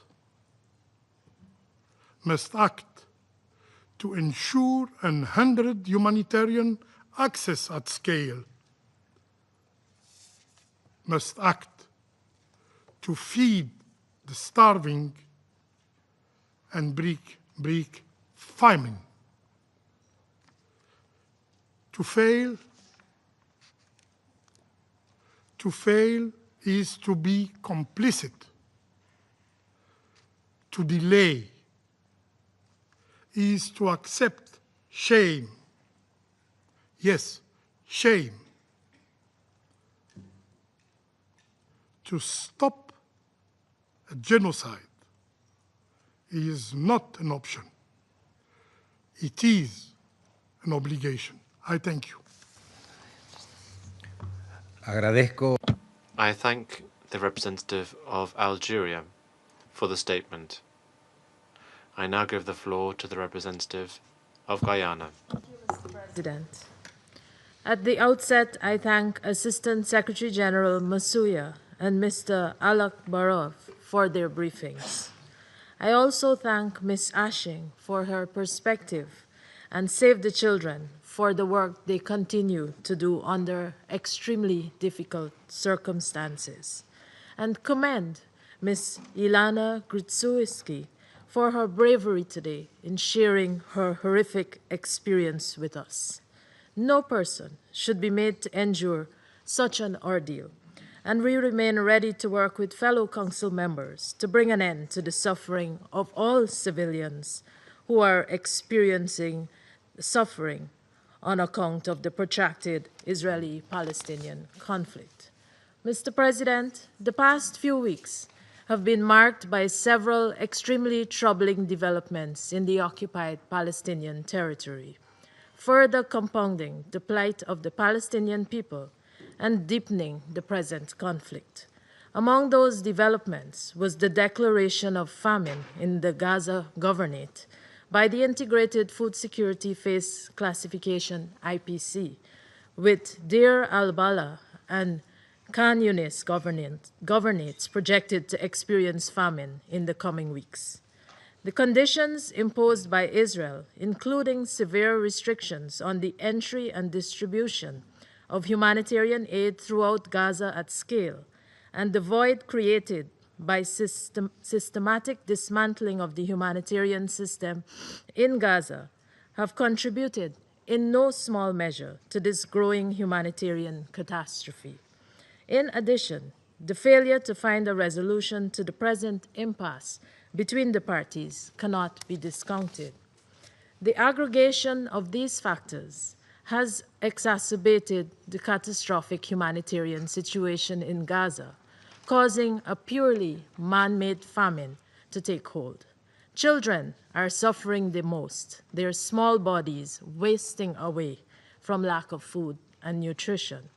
Guyana calls on the United Nations, including the Security Council, to exercise its responsibility to protect innocent Palestinian civilians who are suffering the indignity of dying from starvation. Mr. President, another element of concern is the fate of professionals operating in Gaza, or the denial of their entry into Gaza to render life-saving support. Doctors and other medical personnel have been unable to access visas to enter Israel. Many medical personnel have also been killed and injured in attacks on hospitals. Journalists continue to be fatally attacked, including during Monday's horrific attack on the Nasser hospital. We condemn these actions in the strongest terms and underscore that humanitarian workers and journalists are protected under international humanitarian law. We therefore call on the Israeli government to ensure their safety, to investigate the circumstances surrounding the death of those killed during the hostilities in Gaza, and for all perpetrators to be brought to justice. Mr. President, the situation in the occupied West Bank, including East Jerusalem, also remains a point of grave concern for my delegation. Illegal settlements continue unabated, accompanied by violence, displacement, and dispossession. The recent decision to advance the El Settlement plan represents another grave threat to the two-state solution, specifically the contiguity of the Palestinian state. We are also concerned by the direct attacks on Palestinian livelihoods in the occupied West Bank. We have noted, for example, the 29 documented settler-related attacks between 12 and 18 August, at least 23 incidents involving damage to Palestinian-owned property. These attacks destroyed nearly 700 trees and vines, mostly olive and grape, which were uprooted, cut down, or burned alongside the torching of an animal barracks and the vandalism of a water network. What purpose do these actions serve but to further impoverish Palestinians? We call on Israel to abandon its colonial settler policies and practices, which are a source of great oppression to the Palestinian people. Mr. President, allow me to conclude by reiterating the following appeals. First, we reiterate our call for an immediate, permanent, and unconditional ceasefire in Gaza. Second, we call for the immediate and unconditional release of all hostages still held by Hamas and other armed groups in Gaza. The taking of hostages is a war crime, and Guyana condemns such action in the strongest terms. Many families are rightfully distressed over the continued captivity of their loved ones, and the parties to conflict must prioritize the safety and well-being of these individuals. We are equally concerned about the ongoing and arbitrary detention of Palestinians in Israeli jails and call for their release. Third, we call on Israel to lift all restrictions on the entry and delivery of humanitarian assistance throughout Gaza to ease the massive suffering of the civilians. Finally, we call on fellow members of the Security Council to work together to bring a swift end to the Israeli-Palestinian conflict and to offer international protection to the Palestinians. A just and comprehensive solution to the conflict must involve Israel's full withdrawal from the OPT and the implementation of the two-state solution. It is our duty to ensure that this is done. Guyana remains prepared to contribute to these efforts. I thank you. I thank the representative of Guyana for the statement. I now give the floor to the representative of the United States. Thank you, Mr. President, and thank you, Deputy Special Coordinator Alak Barov, Deputy Emergency Relief Coordinator Masuya, and Ms. Ashing for your briefings. And thank you, Ilana Grzycki, for your testimony today and your courage. It reminds us how this war began and why it persists. It is also a reminder that this Council and the United Nations as a whole have failed in their mission. They would do well to listen to voices like yours and learn from what you have been going through. Colleagues, the path to a better future in the Middle East is clear. It starts with freeing Matan and all 50 hostages who remain in captivity nearly 2 years after October 7th, 2023. It means ensuring that Hamas, a barbaric terrorist organization, never controls Gaza again, nor poses a security threat to Israel. The United States continues to work tirelessly to accomplish all those objectives while supporting humanitarian assistance to innocent people in need. We cannot expect peace as long as Hamas is a ruling force in Gaza that is threatening or attacking Israel. It is no coincidence that talks with Hamas fell apart after several countries, including members of this Council, announced their intention to effectively reward Hamas for the massacre by recognizing a Palestinian state, all while hostages are still being held in subhuman conditions. Hamas officials have even said that unilateral recognition is one of the fruits of October 7th. The United States continues to focus on the real and important tasks at hand, not conferences, but serious diplomatic efforts and providing humanitarian assistance in a war zone where a terrorist organization uses aid as the basis for its terrorist machine. Mr. President, we all recognize that hunger is a real issue in Gaza and that there are significant humanitarian needs which must be met. Addressing those needs is a priority for the United States. However, we can only solve problems with credibility and integrity. Unfortunately, the recent report from the IPC doesn't pass the test on either. One of the report's key authors has a lengthy record of bias against Israel, including openly justifying the Houthis' terrorist attacks on Israeli civilian targets. By his own measure, he ought to have recused himself. This helps explain why the normal standards were changed for this declaration, raising significant questions. We can spend no shortage of time pontificating and lecturing, but we are here to solve real problems affecting real people, and the only way to do that is with credibility and integrity. Colleagues, President Trump wants to alleviate the suffering the people in Gaza are experiencing at the hands of Hamas and has prioritized getting aid to people in need while implementing safeguards to prevent Hamas from looting. As of August 26th, the Gaza Humanitarian Foundation has delivered more than 140 million meals directly to civilians in Gaza, 1.5 million meals just today. UN data on the UN's own deliveries tells a different story. Between May 19th and August 25th of this year, over 85% of trucks and 62,000 pallets of aid were intercepted in transit in Gaza. The hard truth is that the international community has poured hundreds of billions of dollars into Gaza over the years, while turning a blind eye to the fact that it was subsidizing and facilitating Hamas's creation of a terrorist stronghold.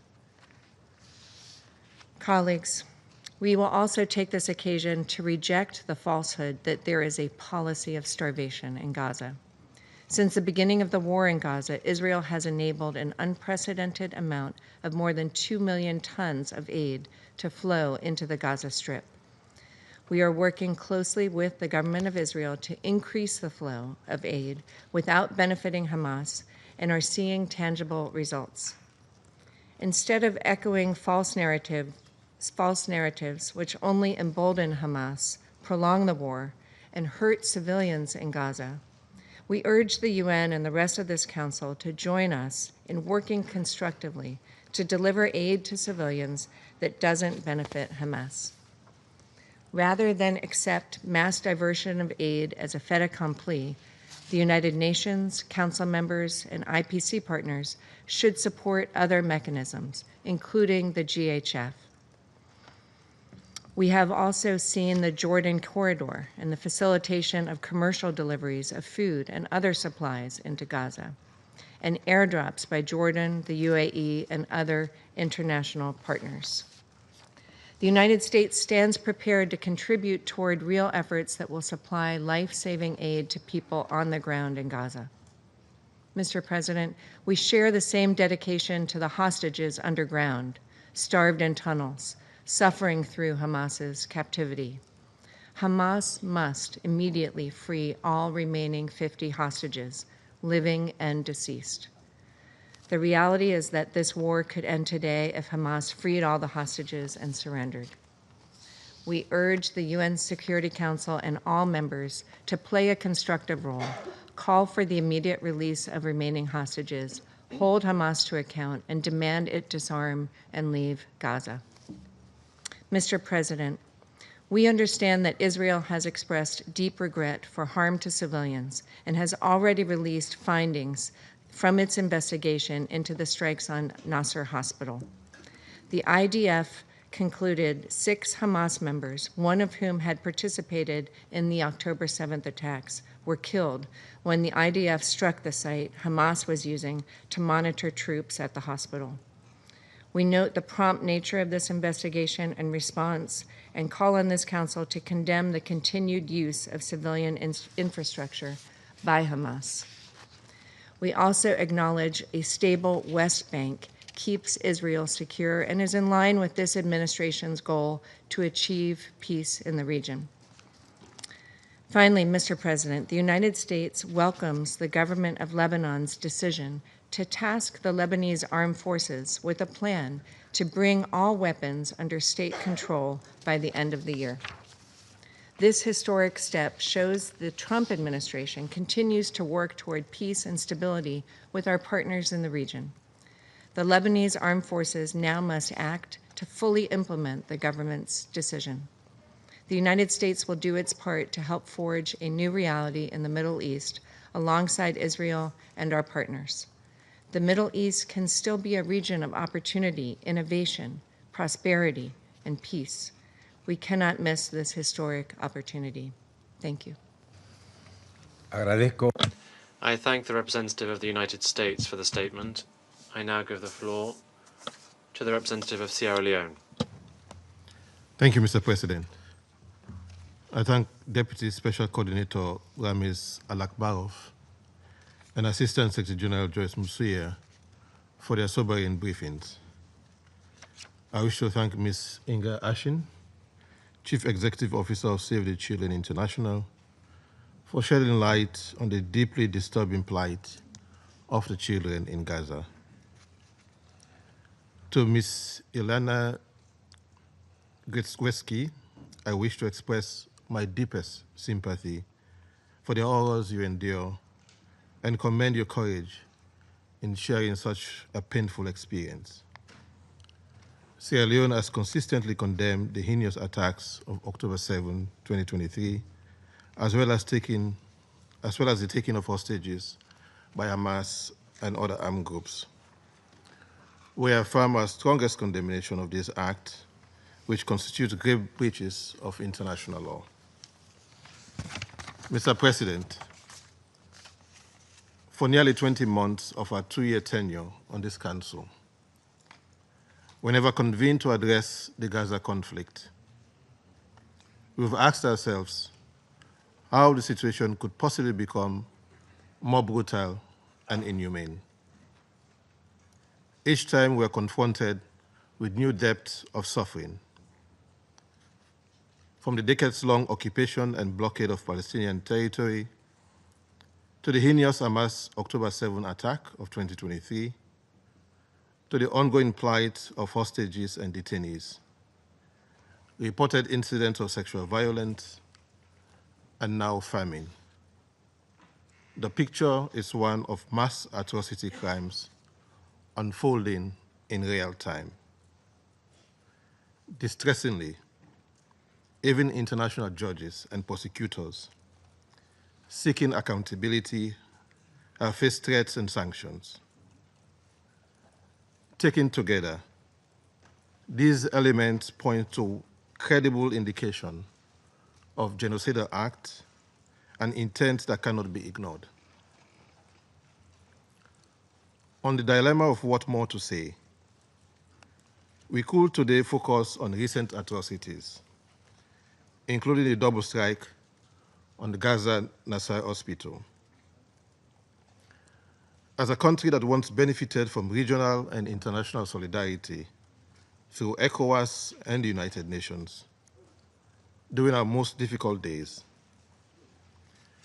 Sierra Leone feels a deep responsibility to speak plainly on behalf of the victims and to urge an end to the ongoing inhumanity and indignity. We therefore offer the following observations. First, amid this bleak picture, Sierra Leone wishes to commend the principled leadership of the United Nations Secretary General, Antonio Guterres, and the work of the UN leadership and teams in the field. Throughout this crisis, the Secretary General has spoken with clarity and courage, affirming that every war has rules and calling out violations of international humanitarian law. He has reminded the world that the horrors of Gaza did not happen in a vacuum, while condemning in equal measure the heinous terrorist attacks against Israeli civilians.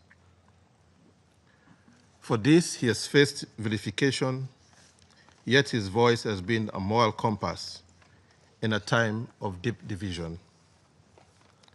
Sierra Leone stands firmly in support of the Secretary General's continued calls for restraint, for compliance with international humanitarian law, and for an immediate humanitarian ceasefire. Second, what is unfolding in Gaza is not random. It is a systemic pattern of atrocity crimes. We note reports of indiscriminate and disproportionate bombardment in densely populated areas, the deliberate deprivation of food, water, medicine, and fuel, the razing of entire neighborhoods, attacks on hospitals, ambulances, and shelters, and the killing of journalists, medical workers, and aid staff. The Integrated Food Security Phase Classification Famine Review Committee has determined that famine is currently occurring in Gaza Governorate and that Deir al-Balah and Khan Yunis Governorate are identified as most vulnerable in the coming weeks. This Gaza famine is not a natural disaster. It is man-made, the result of deliberate obstruction and denial of humanitarian assistance, as we've heard from Ms. Ashin. Under international law, genocide includes killing members of a group and inflicting conditions of life calculated to bring about its physical destruction in whole or in part. Today in Gaza, we see undeniable warning signs of exactly such destruction being inflicted on a civilian population. The International Criminal Court has already issued arrest warrants that include the war crime of starvation. The International Court of Justice has ordered the government of Israel to take all measures to prevent genocide and to enable humanitarian relief. Yet, the devastation continues, and the orders of the ICJ are openly disregarded. The pattern, regrettably, is not confined to Gaza. In the West Bank, including East Jerusalem, we see a parallel strategy: a surge in settler violence, the expansion of illegal settlement, and plans that threaten to sever territorial contiguity. Entire communities are being uprooted, with the clear effect of rendering life unviable for Palestinians and making the two-state solution increasingly unviable. Selim views this development with grave concerns. The parallels to ethnic cleansing are unmistakable. Third, we must also note the systematic assault on truth itself. As stated, the Secretary General has been subjected to campaigns of vilification simply for speaking the truth. The United Nations and its agencies have faced unsupported accusations. Even UN facilities, including schools and shelters, have been struck, undermining their essential humanitarian work.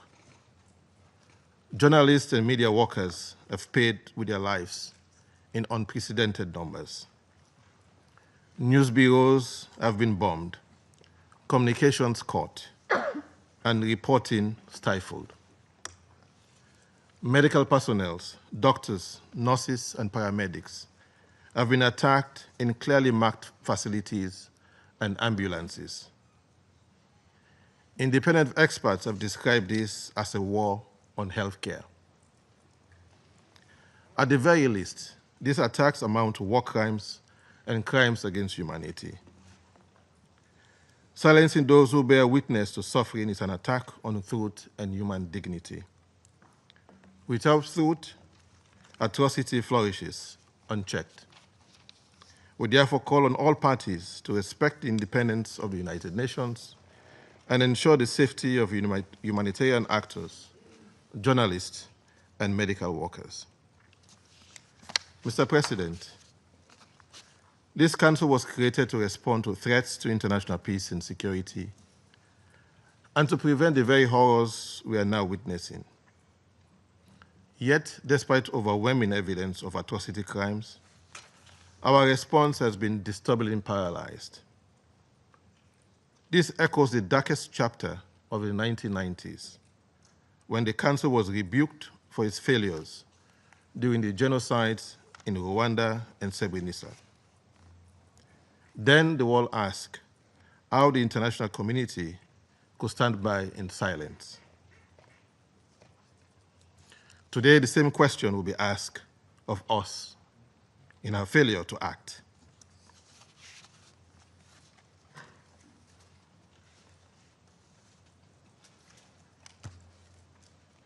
The Genocide Convention obliged all states not only to punish, but also to prevent genocide.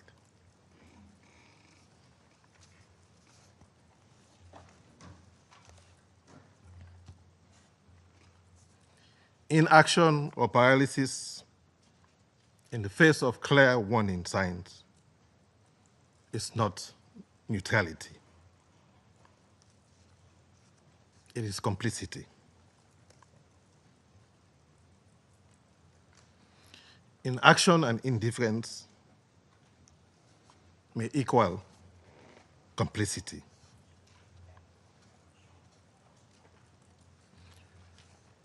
Future generations will look back and ask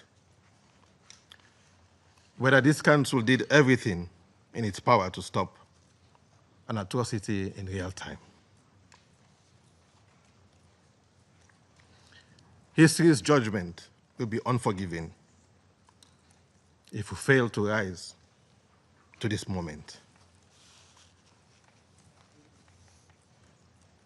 The path forward is clear. We've listened carefully to the parties. From the state of Palestine, the calls are clear: an immediate ceasefire, renewed commitment to the Arab Peace Initiative, disarmament of Hamas, and a reinvigorated pursuit of a two-state solution. From Israel, we hear the imperative of freeing hostages, the need for security, and the desire to live in peace and normalization with Middle Eastern states. These objectives are not mutually exclusive. They are interdependent. A cessation of hostility is indispensable to save Palestinian lives and uphold their rights, just as the release of hostages and security guarantees are indispensable for Israelis. There must be an immediate, comprehensive, and sustainable humanitarian ceasefire.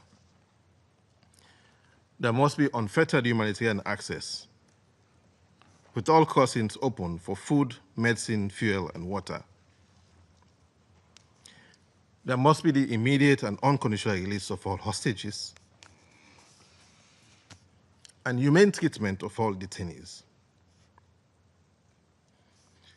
There must be an end to the collective punishment and attacks on civilians, hospitals, journalists, and UN facilities. There must be accountability for atrocity crimes to the support for the International Criminal Court and UN's investigative mechanisms. These councils will also consider measures, including restrictions on armed transfers, to halt the means by which atrocity crimes are being committed. The core purpose of the United Nations is to save succeeding generations from the scourge of war and to reaffirm faith in fundamental human rights. In Gaza today, we face a moral test that will define our legacy. Never again was a vow made after the genocides of the last century, but it becomes meaningless if we turn away now. Sierra Leone's position is clear. We cannot be silent, we will not be complicit, and we will continue to raise our voice for the victims. Major General Henry Kwame Ayodoho, who served as Deputy Force Commander of the UN peacekeeping mission in Rwanda in 1994, once recalled that when confronted with a difficult choice, he said, and I quote, "We had to act according to the dictates of our conscience," end of quote. This is such a moment. For the sake of international law, for the sake of humanity, for the sake of the children who are starving as we speak, the time for action is now. I thank you. Agradezco. I thank the representative of Sierra Leone for the statement. I now give the floor to the representative of China. President, I thank the briefers for their briefings. The Gaza conflict has persisted for nearly 700 days. Gaza has long become a living hell, with the 2 million Gazan people deeply trapped in a massive man-made catastrophe and over 1 million facing a food security emergency. The international community needs to exhaust every effort possible to prevent further deteriorations. China reiterates that violence cannot bring security, neither can force win peace. Israel's continued escalated military offensives have resulted in the loss of numerous innocent lives daily.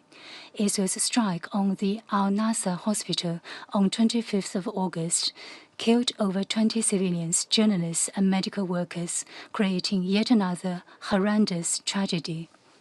Israel is still moving forward with its military plan to take over Gaza. The plan, once implemented, will inevitably lead to more bloodshed and displacement, adding to the danger and insecurity both Gazans and detained hostages are facing. China objects to and condemns all actions that harm civilians, damage infrastructure, and violate international law.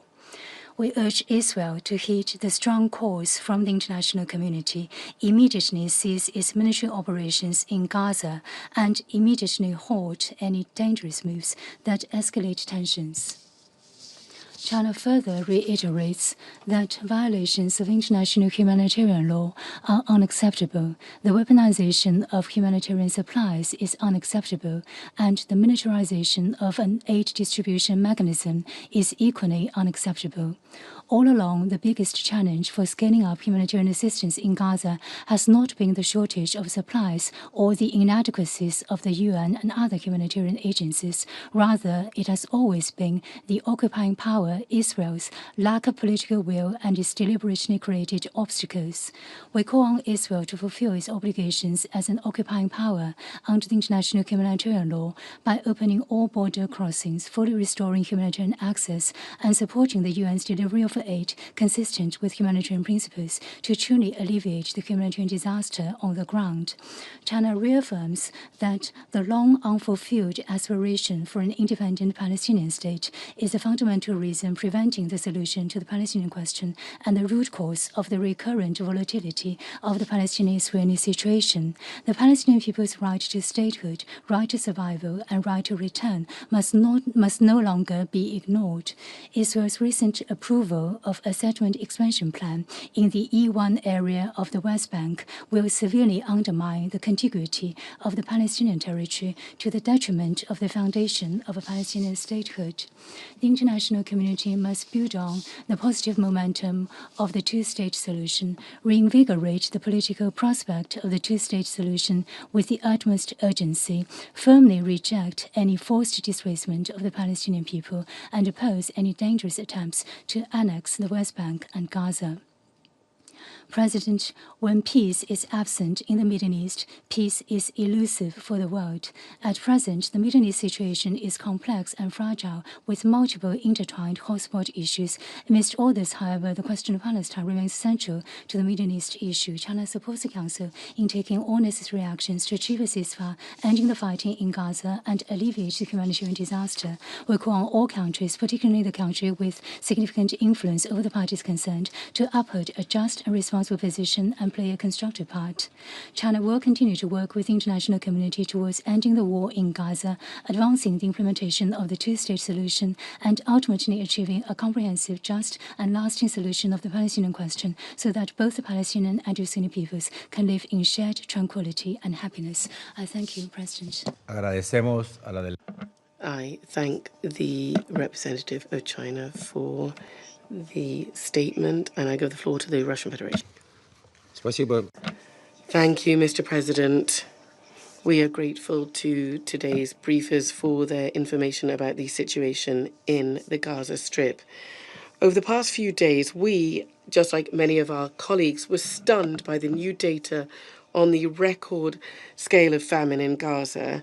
These signals and persistent calls to Israel to immediately stop the collective punishment of the Palestinians have been forthcoming from different global capitals, including Moscow, and also international headquarter structures, regional organizations, and representatives of our global organizations throughout the world. Furthermore, the world is calling on West Jerusalem to recognize that there is no alternative to a peaceful settlement of the Palestinian-Israeli conflict, which would pave the way for establishing genuine peace and security in the Middle East. This is the sole scenario that meets the interests both of the Israelis and all of their neighbors. Today, almost 2 years after the start of the bloody war in Gaza, indeed, it's difficult to find the right words to describe the scale of the destruction and human suffering in the Gaza Strip.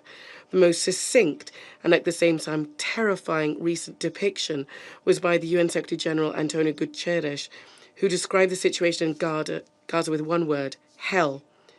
The UNRWA Commissioner General, Mr. Lazzarini, characterized the situation in the Strip as bordering on genocide, and the forced population displacement is akin to ethnic cleansing.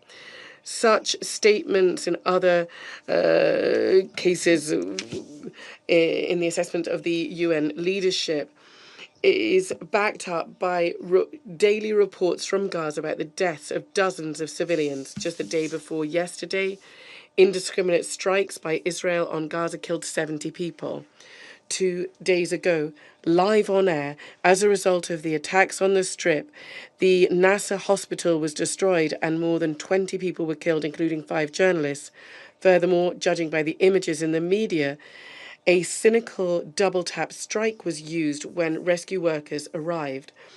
Even Benjamin Netanyahu already admitted that Israel's direct responsibility for what occurred, calling it a tragic mishap and promising to conduct an investigation. Mr. President, we'd like also to draw your attention to the actions of the so-called Gaza Humanitarian Foundation. Since the foundation started its work in May this year, the situation has turned into a completely tragic and unacceptable one. According to various assessments, more than 1,800 Palestinians have died trying to get humanitarian assistance. Thousands of them were near the distribution points that were managed by this pseudo-humanitarian structure. According to reports, strikes on civilians are occurring not only regularly, but also precisely. People in their utter despair spend the night at distribution points and in response get bullets in them. This is no humanitarian mission. This is violence hidden behind good intentions. Under the guise of so-called humanitarian work, there is a policy of fear and intimidation against defenseless civilians. These methods are unacceptable. There's no doubt whatsoever that the work of the Foundation in its current form is dangerous and is not in line with recognized humanitarian principles, and denying this is pointless. Mr. President, given this, we're seriously concerned about reports in the media that the UN Secretariat, allegedly ceding to pressure from Israel and the US, has committed to ratcheting down the rhetoric regarding the GHF.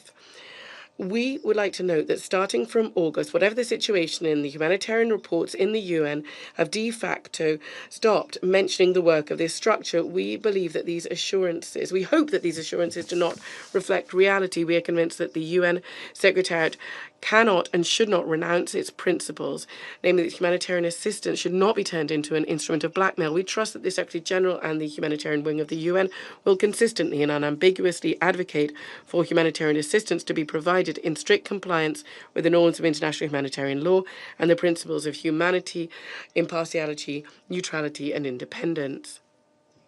Mr. President, the horrific statistics of the number of victims caused by the Israeli military operation in Gaza, more than 63,000 Palestinians have died, is in no way stopping the Netanyahu government that has opted to cleanse the densely populated Gaza city and to take total control over the Gaza Strip.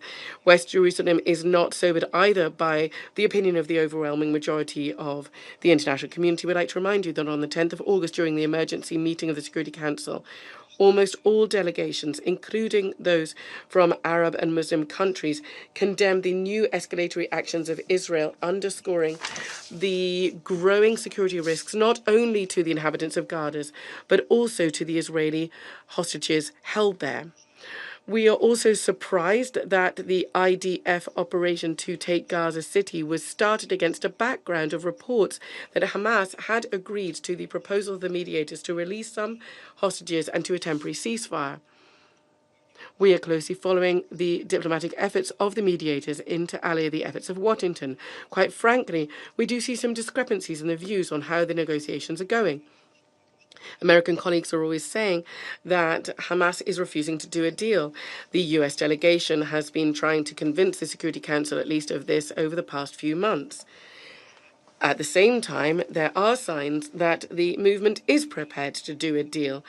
And Israel is either rejecting the mediator's proposal or is simply expanding the hostilities on the ground and is not demonstrating real interest in reaching agreement. This was publicly announced yesterday in the Qatari media, which, along with the US and Egypt, is participating in the negotiations. We have heard, colleagues, about the American aggressive diplomacy on the ground for some months now, but once again, we regrettably are convinced that it is not giving encouraging results. We would urge our American colleagues to think not only about the interests of Israel, that they have been banging on about with great zeal, but also the fate of Palestinian civilians whose lives and futures today, to a large extent, depend on the action or the inaction of this council. Sir, multilateral diplomacy alone, which we are strongly urging our US colleagues to engage in, can and should give a chance to revive the two-state formula. This principle, enshrined in the relevant resolutions of the Security Council and the General Assembly of the UN, today truly is under threat. The reason for this, and in the case of the man-made humanitarian disaster in Gaza that runs counter to international law, is Israel's policy to establish new facts on the ground. The most high profile was the recent decision by the Higher Planning Committee to approve settlement construction in Area E1 in the West Bank to the east of Jerusalem. We all understand that the implementation of this large-scale expansionist project will breach the contiguity of the territorial integrity of a future Palestinian state, dividing up the West Bank into two isolated enclaves, separate from each other. What is frightening in this regard is not only the concept itself and the unambiguous utterances of Israeli officials. For example, the Minister of Finance, Mr. Smotrich, clearly stated that the plan would permanently bury the idea of a Palestinian state. That's the end of quote. But also that such provocative acts are enjoying support from some American senior diplomats.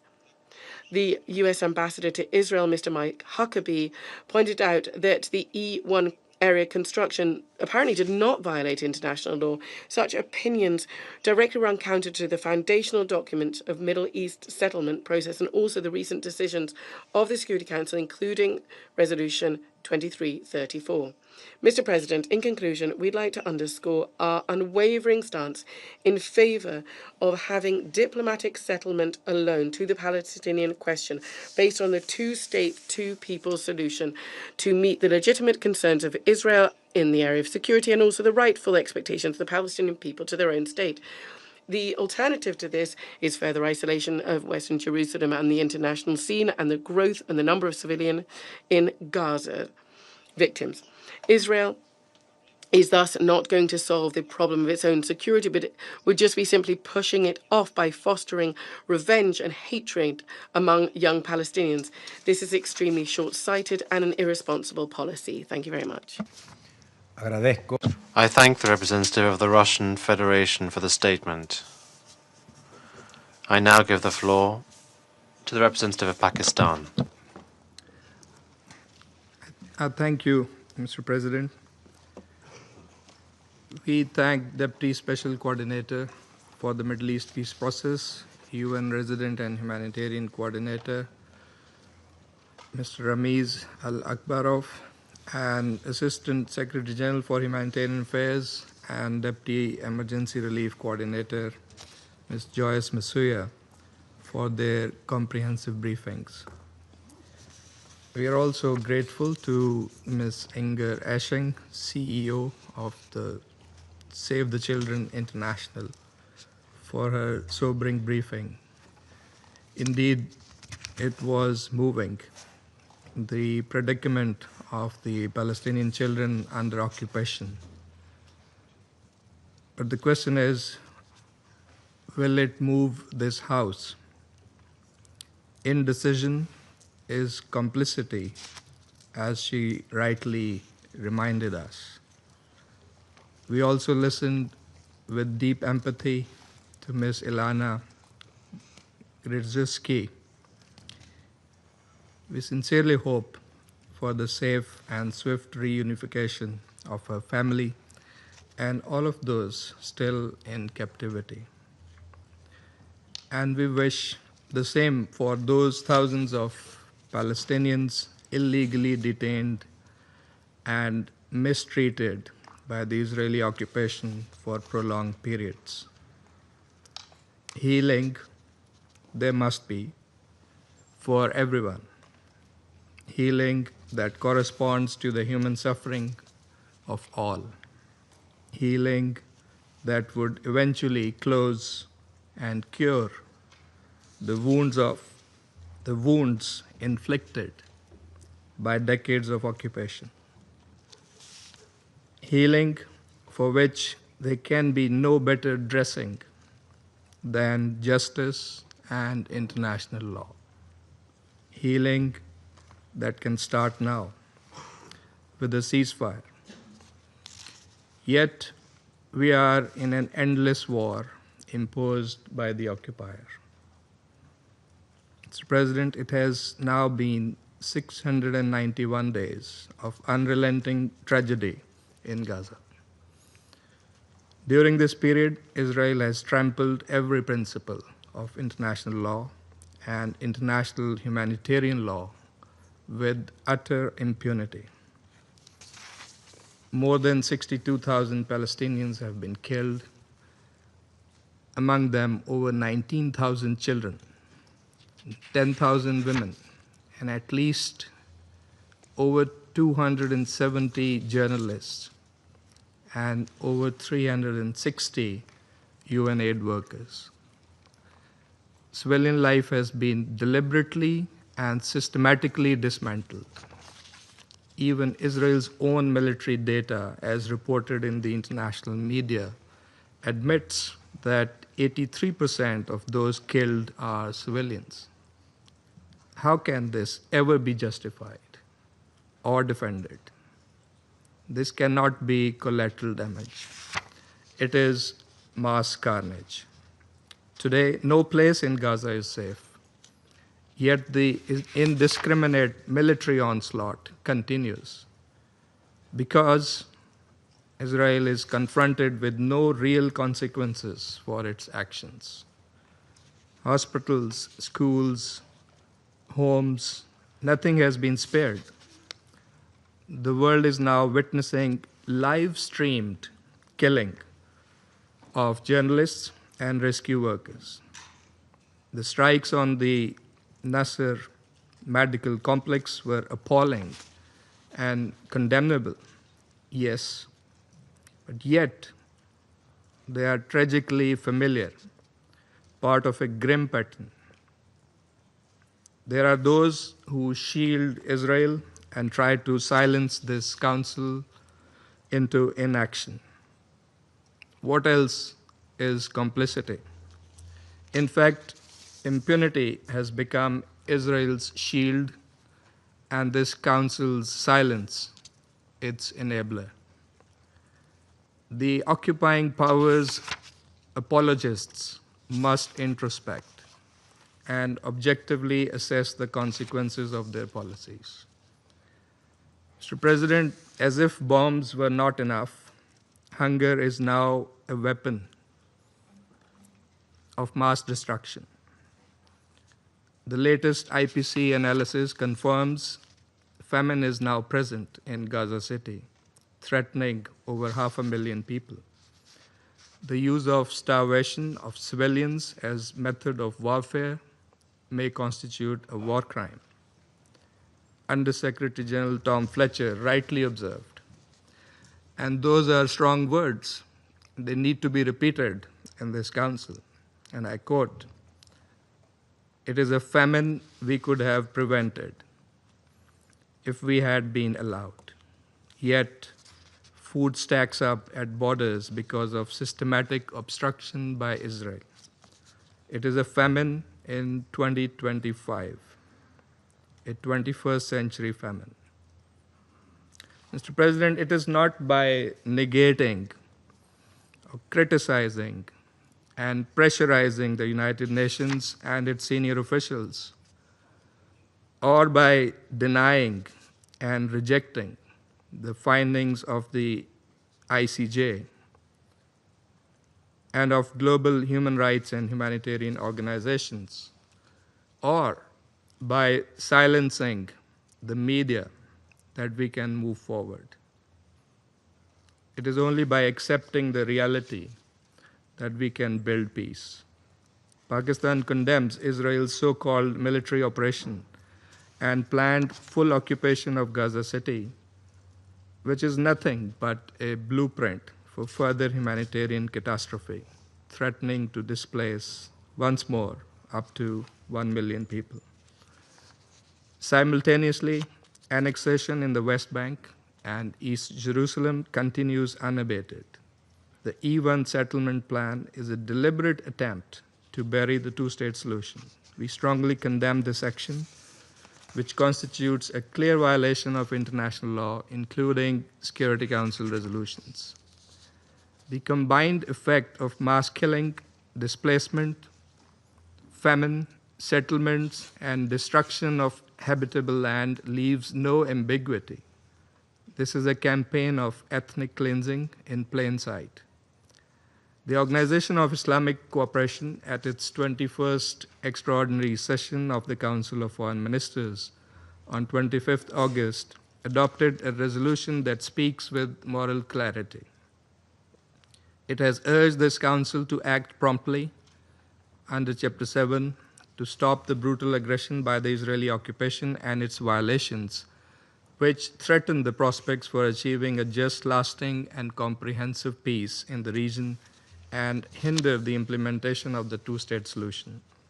It has also urged the Council to hold Israel, the occupying power, accountable for all crimes and violations that clearly breach international law and international humanitarian law. The Security Council cannot remain a bystander. It must act now, with resolve, to fulfill its charter responsibility for the maintenance of international peace and security. It must demand, first, an immediate, permanent, and unconditional ceasefire across Gaza and the occupied Palestinian territory, with full implementation of Security Council Resolution 2735. We appreciate and support the efforts led by the United States, Egypt, and Qatar, and hope these will result in an early ceasefire.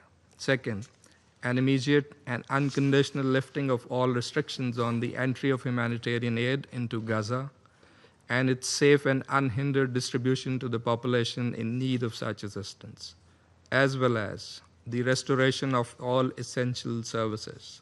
Third, release of all hostages and exchange of Palestinian prisoners. Fourth, a halt to Israel's declared intent to occupy Gaza City. And fifth, an end to forced displacement, illegal settlement expansion, and annexations in the West Bank and East Jerusalem. Mr. President, lasting peace requires a credible political horizon, one grounded in international law, leading to the realization of a sovereign, viable, and contiguous Palestinian state based on the pre-1967 borders, with Al-Quds al-Sharif as its capital.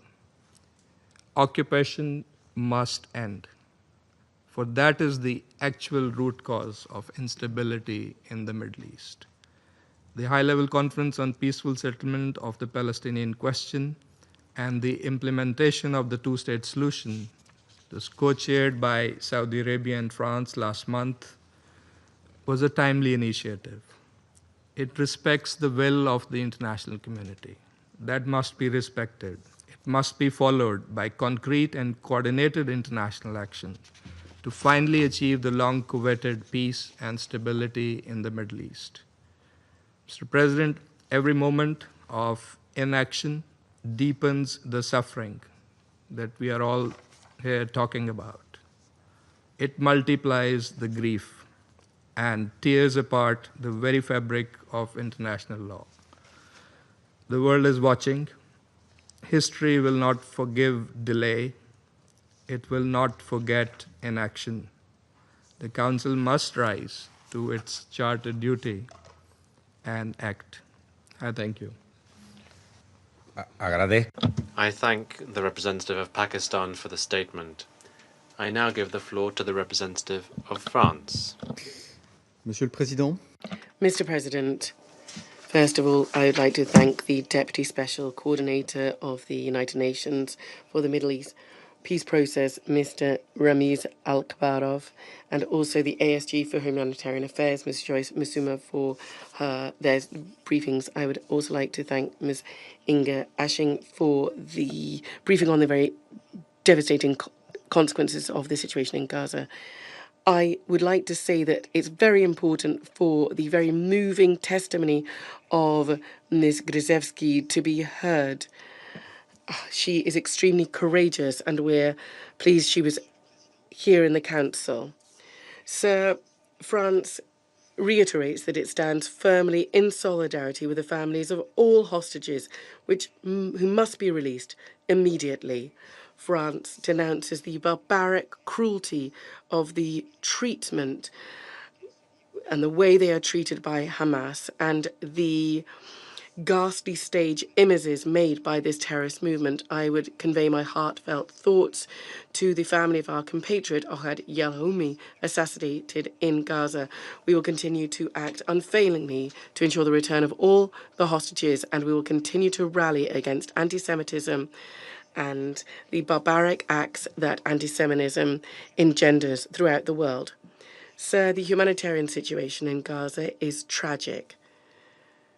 Famine is rife in the Gaza governorate, as has been confirmed by the UN on Friday last week. The use of famine as a weapon of war is likely to constitute a war crime. At the beginning of this week, harrowing images reached us of new Israeli strikes on the Khan Yunis hospital, which killed numerous civilians, including journalists. This is unacceptable. Civilians and journalists must be protected under all circumstances. France is concerned by the tragic situation for children, which is continuing to deteriorate. As we've heard from Ms. Inga Ashing's statement, Israel, in line with international law, is bound to ensure the protection of civilian populations and infrastructure and to facilitate the delivery of humanitarian assistance. Civilians, including journalists and humanitarian workers, must not be targeted, whatever their nationality. This Council must speak with one voice on this issue. France stands ready to support all Security Council initiatives along these lines. The approval by the Israeli government of the expansion of military operations in Gaza and the occupation plan of Gaza seems as if they're forging ahead regardless. These operations will in no way ensure Israel's security. France reiterates its opposition to all forced displacement of the people in Gaza that would constitute a new grave violation of international law. Mr. President, there is an alternative that France and the other signatory states of the New York Declaration proposed: an immediate and permanent ceasefire. That is the top priority. And France is grateful for the unfailing efforts of Qatar, Egypt, and the US to achieve this. Also, the release of all hostages, mass delivery of humanitarian assistance, and a lasting political solution, including the disarmament of Hamas and the deployment of a temporary international stabilization mission. This mission's aim would be to ensure the security of Israelis and Palestinians, to enable the return of the Palestinian Authority to Gaza, and to contribute to the implementation of the two-state solution. France will work along these lines with its partners. France, furthermore, calls upon the member states of the United Nations who have not yet done so to endorse the New York Declaration. The implementation of the two-state solution is threatened more and more each day. In the West Bank, the approval of the E1 settlement project by the Israeli authorities has an assumed aim of making the implementation of a Palestinian state impossible.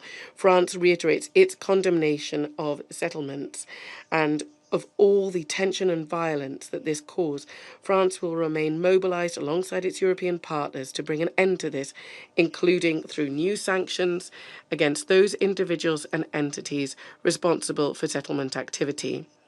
Mr. President, we are at a crossroads today. Our mobilisation must not flag. We need to draw on the success of the international conference that took place here in New York in July, and we need to keep going along the right tracks. The future of all inhabitants of Israel and Palestine depends on it today and tomorrow. Thank you very much. I thank the representative of France for the statement. I now give the floor to the representative of Denmark. Thank you, Mr. President. At the outset, allow me to thank ASG Masuya and Chief Executive Officer Ashing for their powerful briefings. Through you, I would like to extend Denmark's sincere gratitude to your teams and organizations for their life-saving work in Gaza, operating in unimaginably difficult circumstances. I also thank Deputy Special Coordinator Alak Barrow for his insightful briefing. Ms. Grzycewski, thank you for your courageous testimony. The horrors you and your loved one have suffered are simply unthinkable. I assure you, we are not, and we have not, been silent in the face of these heinous acts. Mr. President, there is no denying it. The famine that we have all feared is now a confirmed fact in Gaza City, and it is expected to affect more areas by September. At least 500,000 people in Gaza are facing the most severe conditions of starvation, destitution, and death. This famine is not an unforeseeable disaster, not a sudden shock that caught us unprepared and by surprise. It was never inevitable, nor beyond prevention. This famine is first and foremost a result of Israel's actions to restrict humanitarian aid, including food and other essential goods. We urge Israel to immediately change course. Immediate, large-scale, unobstructed, multi-sectoral humanitarian assistance is critical to avert further destitution, starvation, and death. Immediate and decisive action will save lives. Mr. President, we are deeply shocked by another attack on a medical facility in Gaza, namely the Nasser Hospital in Khan Younis this Monday. Civilians, health workers, and journalists must be protected. In order to lessen the enormous pressure on Gaza's health facilities, we call for the resumption of medical evacuation corridors from Gaza to the West Bank, including East Jerusalem. Additionally, we call on Israel to lift restrictions on essential medicines and medical equipment to Gaza that are currently denied on the grounds of being dual use. Civilians, including humanitarian workers and UN personnel, as well as civilian infrastructure, must be protected by all parties in accordance with international humanitarian law. The full-fledged UN humanitarian aid system must immediately and unconditionally be allowed to return. Due to Israel's new restrictive registration requirements, essential international NGOs may be forced to leave imminently, which would further worsen the already catastrophic humanitarian situation. We repeat our call on the government of Israel to provide authorization for all international NGO aid shipments. Humanitarian aid must cease to be politicized and used as a political bargaining chip in Gaza. Mr. President, in the midst of this catastrophic situation. A military campaign targeted at Gaza City is being launched by Israel. We condemn this decision, which will only lead to more unbearable suffering for the civilians of Gaza City. We urge Israel to halt this operation. Mr. President, Denmark reiterates its firm condemnation of the heinous terrorist attacks on 7 October 2023 perpetrated by Hamas. There can be no justification for this attack, nor for the despicable maltreatment of the hostages. However, we have consistently stressed that Israel's response must be exercised in compliance with international law and with full respect for international humanitarian law. The fight against terrorism cannot come at the expense of the rules that safeguard humanity. We reiterate our support for the mediation efforts by the US, Egypt, and Qatar, and repeat calls to reach an agreement for an immediate and lasting ceasefire and an immediate and unconditional release of all hostages, including, of course, Mizkusevsky, your partner. Mr. President, with the world's attention on Gaza, Israel has decided to approve the E1 settlement plan that, if implemented, will divide a Palestinian state and thereby undermine the two-state solution. Denmark strongly condemns this decision, which is taken in the midst of deeply unsettling reports of intensifying violence, intimidation, and land grabbing in the West Bank. Mr. President, in closing, we need initiatives that bring us closer to the two-state solution, not further away from it. We need initiatives aimed at lasting peace and security for both Israelis and Palestinians. Denmark stands ready to support such initiatives and reiterates our steadfast commitment to the two-state solution as the only viable solution for peace in the Middle East. And I thank you. Agradezco a la delegación de Dinamarca. I thank the representative of Denmark for the statement. I now give the floor to the representative of Somalia. Thank you, Mr. President. I also want to thank Deputy Special Coordinator, Mr. Alak Barov, and the ASG, Ms. Mirsuya, and Ms. Ashen of the Save the Children for their sobering briefings today. I have also listened carefully to the testimony of Mr. Ilana Gruevski and sympathize with the suffering endured by her and by all the families in this conflict. Mr. President, we are gravely concerned by Israel's recent announcement to impose total military control over the entire Gaza Strip, as well as the expansion of the new settlement in East Jerusalem. We also condemn Israel's bombing of Nasser Medical Complex in Khan Yunis, which resulted in the death of innocent, unarmed civilians, including doctors, journalists, and patients. These actions risk the prospect of achieving lasting peace and further compound an already dire situation in Gaza and the West Bank. The latest IBC report has removed any doubt about what's happening in Gaza. Famine is no longer looming. It's a man-made famine, and it's happening in Gaza. The death of children from hunger and disease is not a forecast, it's a fact. Entire families are starving in full view of this council, despite the presence of international humanitarian system that could save them if only they were allowed to act. Let us be absolutely clear.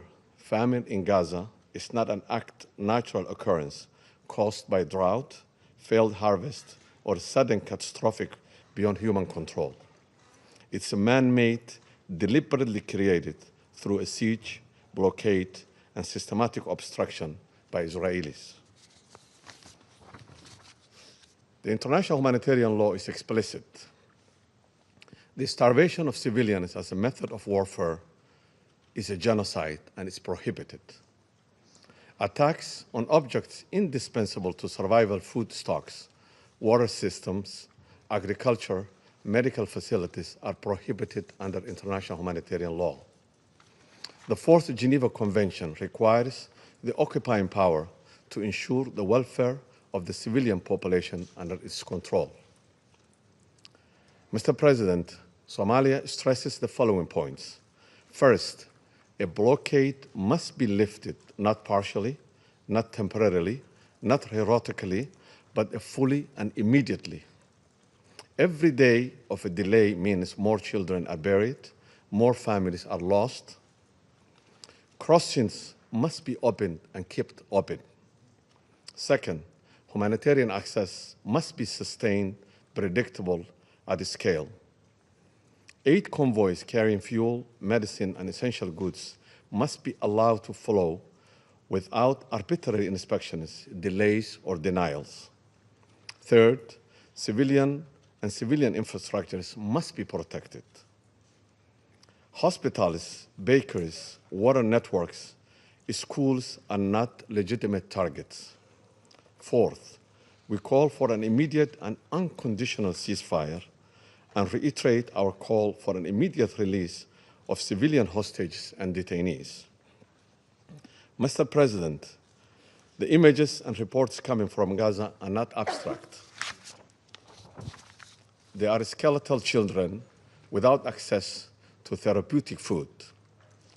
They are mothers unable to produce milk for their newborn because they themselves are starving. They are hospitals turned into morgues because generators have run dry. This is the daily reality of the people deliberately held hostage to hunger as a collective punishment, which is a clear violation of international humanitarian law. What we are witnessing is not security, it's a collective punishment, and it's a genocide. Mr. President, we call on this Council to act with urgency and clarity, demand the immediate lifting of the blockade, ensure full, safe, unhindered humanitarian access by all routes and means, protect civilians and humanitarian workers without exception, call for an immediate and permanent ceasefire, and recommit to a political process that ends the occupation and delivers a just and lasting peace in the Middle East. Somalia reaffirms its unwavering support for the inalienable rights of the Palestinian people, including the right of self-determination to establish an independent, sovereign state of Palestine on the borders of 1967 with Al-Quds al-Sharif as its capital, in accordance with the relevant UN resolutions and the Arab Peace Initiative. Somalia will continue to stand firmly with the people of Palestine in their legitimate struggle for the freedom, dignity, and self-determination. I thank you. I thank the representative of Somalia for the statement. I would like to welcome the new permanent representative of Greece, the ambassador to the Security Council. I will be happy to work closely with you in the next few days, and I'm pleased also now to give you the floor. You have the floor. Thank you very much, Mr. President. I would like to thank Deputy Special Coordinator Alakbarov and the Assistant Secretary General Musuya, as well as Ms.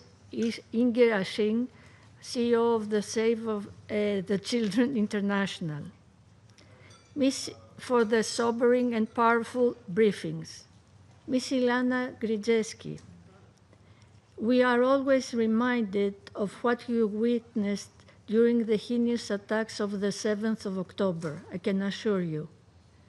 Mr. President, I wish to highlight the 3 following points today.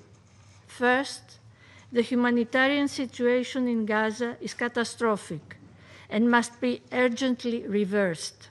Hostages remain in Hamas captivity while famine now defines conditions on the ground.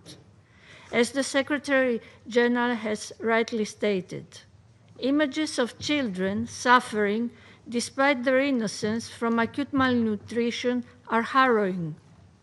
Greece, alongside its European partners, expressed its grave concern over the expansion of military operations in Gaza. This would only endanger the lives of civilians and hostages, exacerbate the humanitarian suffering, and lead to a large-scale displacement of Palestinians, with greater ramifications for regional stability. Medical personnel and journalists must be protected at all times, and incidents such as the strike on Nasser Hospital in Khan Yunis, which killed civilians, medical staff, and journalists, must be thoroughly investigated. All the while, hostages continue to suffer at the hands of Hamas, as diplomatic efforts led by Egypt, Qatar, and the USA for a negotiated outcome continue. The testimonies of Mrs. Gredzensky and the brother of Etar David, taken hostage by Hamas on 7th of October and held in atrocious conditions for nearly 2 years, as well as the recent appalling footage of the 2 Israeli hostages, remind us of the urgent need for the unconditional and immediate release of all hostages. Lifting the blockade to allow the flow of humanitarian aid is imperative. Greece recently conducted an airdrop of food supplies over Gaza in close cooperation with the EU and other regional partners, including Jordan. Similarly, the resumption of the Cyprus corridor, a critical component of the humanitarian pipeline, will hopefully expedite the delivery of aid into Gaza. Second, settlement expansion and settler violence in the West Bank further undermine prospects of peace. The recent announcements for the reconstruction of additional settlements in the E1 area in the West Bank undermine the prospects of a two-state solution and contravene Security Council resolutions and international law. We are equally strongly opposed to any attempts of forced displacement of the Palestinian population. Similarly, the escalation of settler violence, including against Christian communities, is alarming and must be addressed without any delay.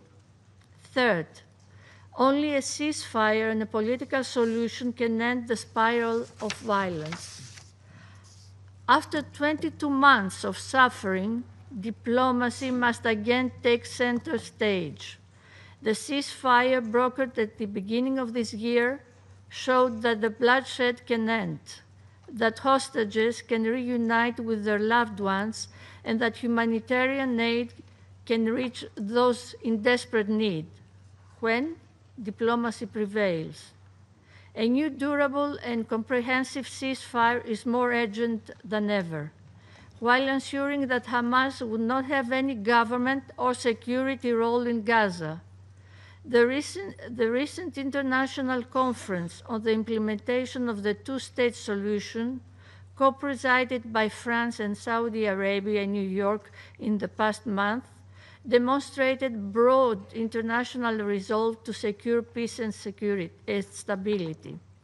We call on the parties to summon the political courage to move forward toward a viable two-state solution through the revitalization of the political process in line with the relevant Security Council resolutions.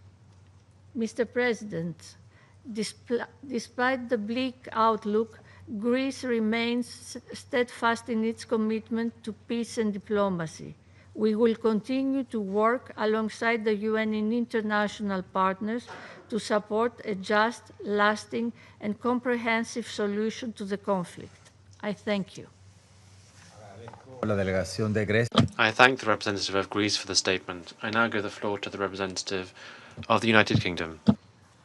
Thank you, President. I'd like to start by thanking Deputy Special Coordinator Alek Barov, ASG Masuya, Ms. Ashing, and Ms. Gritsevsky for your sobering and powerful briefings today. which underline one single truth. It is time for this terrible conflict to end. I'll make 3 points, President. First, the IPC's confirmation of famine in Gaza City marks the first officially recorded famine in modern history in the Middle East. It is entirely man-made and, as my Foreign Secretary has said, it is a moral outrage. Over 100 children in Gaza have died of malnutrition, while food is sitting at Gaza's borders. I have 2 clear messages for Israel. Immediately lift restrictions and allow food, medical supplies and fuel to reach those in desperate need in line with international humanitarian law.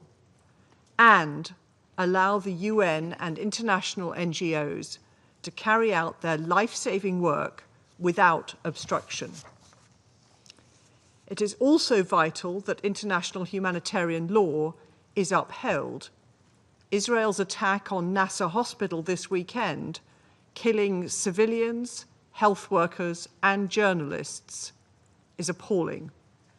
We note the ongoing inquiry into this attack, and it is imperative that there are urgent and transparent investigations which hold those responsible to account in a meaningful way. Second, Ms. Gritsevsky provided a truly harrowing account today of the cruelty she experienced at the hands of Hamas terrorists. The United Kingdom unequivocally condemns conflict-related sexual violence wherever it occurs, and we continue to call for justice for survivors of these abhorrent crimes. Her briefing also reminded us of the agony of the hostages still held in Gaza, including her partner, Matan Zangawa. The United Kingdom has been clear that Hamas must immediately release all the hostages taken on the 7th of October and lay down their weapons. And I recall that the Security Council has called for the unconditional and immediate release of the hostages in all 4 of our resolutions since the 7th of October. But I reiterate again today that Hamas must be held accountable for their despicable actions and can have no future in the governance of Gaza. A ceasefire remains the best way to secure the release of all the remaining hostages. The Israeli government's plan to expand military operations in Gaza will only put them in further danger. We condemn this decision and urge Israel to change course. Third, Israel's decision to approve plans for settlement construction in the E1 area in the West Bank, if implemented, would be a flagrant breach of international law, and it will take us further away from peace. Israel must retract these plans.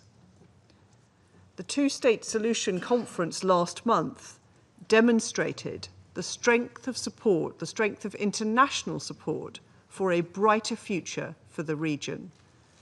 The United Kingdom opposes any actions which undermine the viability of the two-state solution and the long-term goal of Israelis and Palestinians living side by side in peace and security. President, now is the moment for the parties to redouble their efforts to secure an immediate ceasefire. This is the path to end the suffering in Gaza, secure the release of the hostages, and deliver a framework for lasting peace in the region. I thank you. I thank the representative of the UK for the statement. I now give the floor to the representative of Slovenia. Thank you, President. I also wish to thank Ms. Msuya and Mr. Alakbarov for their briefings And of course, our thanks also to Ms. Hashing and Ms. Grzycewski for their testimonies. Mr. President, we are meeting just over 2 weeks after Israel's announcement of its intention to expand its military campaign in Gaza. At that time, Slovenia, together with the vast majority of this Council, condemned this escalation, which can bring nothing but destruction and further suffering for civilians, medical and humanitarian workers, for journalists. What military necessity can justify the killing of a journalist, of a doctor, a humanitarian worker, or an attack on a hospital? It will only add to an already catastrophic humanitarian situation on the ground. Unfortunately, those warnings were not heeded. Mr. President, since that meeting, we have received news that should deeply shake us all. The United Nations-backed food security classification mechanism has confirmed what many on the ground have been saying for months. Famine has taken hold of parts of Gaza. The official declaration may be recent, but the devastating conditions have long been evident in the lives of children, adults, older persons in the Strip, visible to those willing to see and foreseeable to those willing to care. Colleagues, how many more reports do we actually need? How many more warnings do we require before this Council acts in a decisive and united manner? While Gaza suffers unimaginable devastation, we are also gravely alarmed by the continued deterioration of the situation in the West Bank, including ongoing incursions.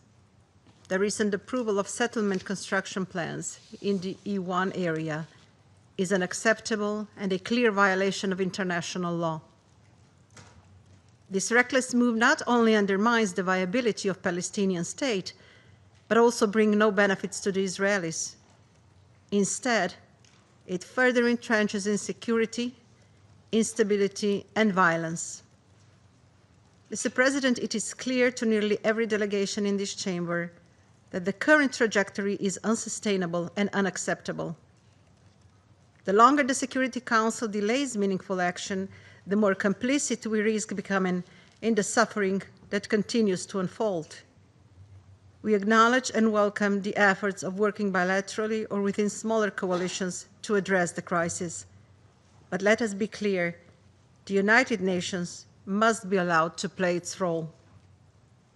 This is precisely why the UN was created, to act when the world is confronted with threats to peace, gross violations of international law, and mass human suffering. We need a ceasefire.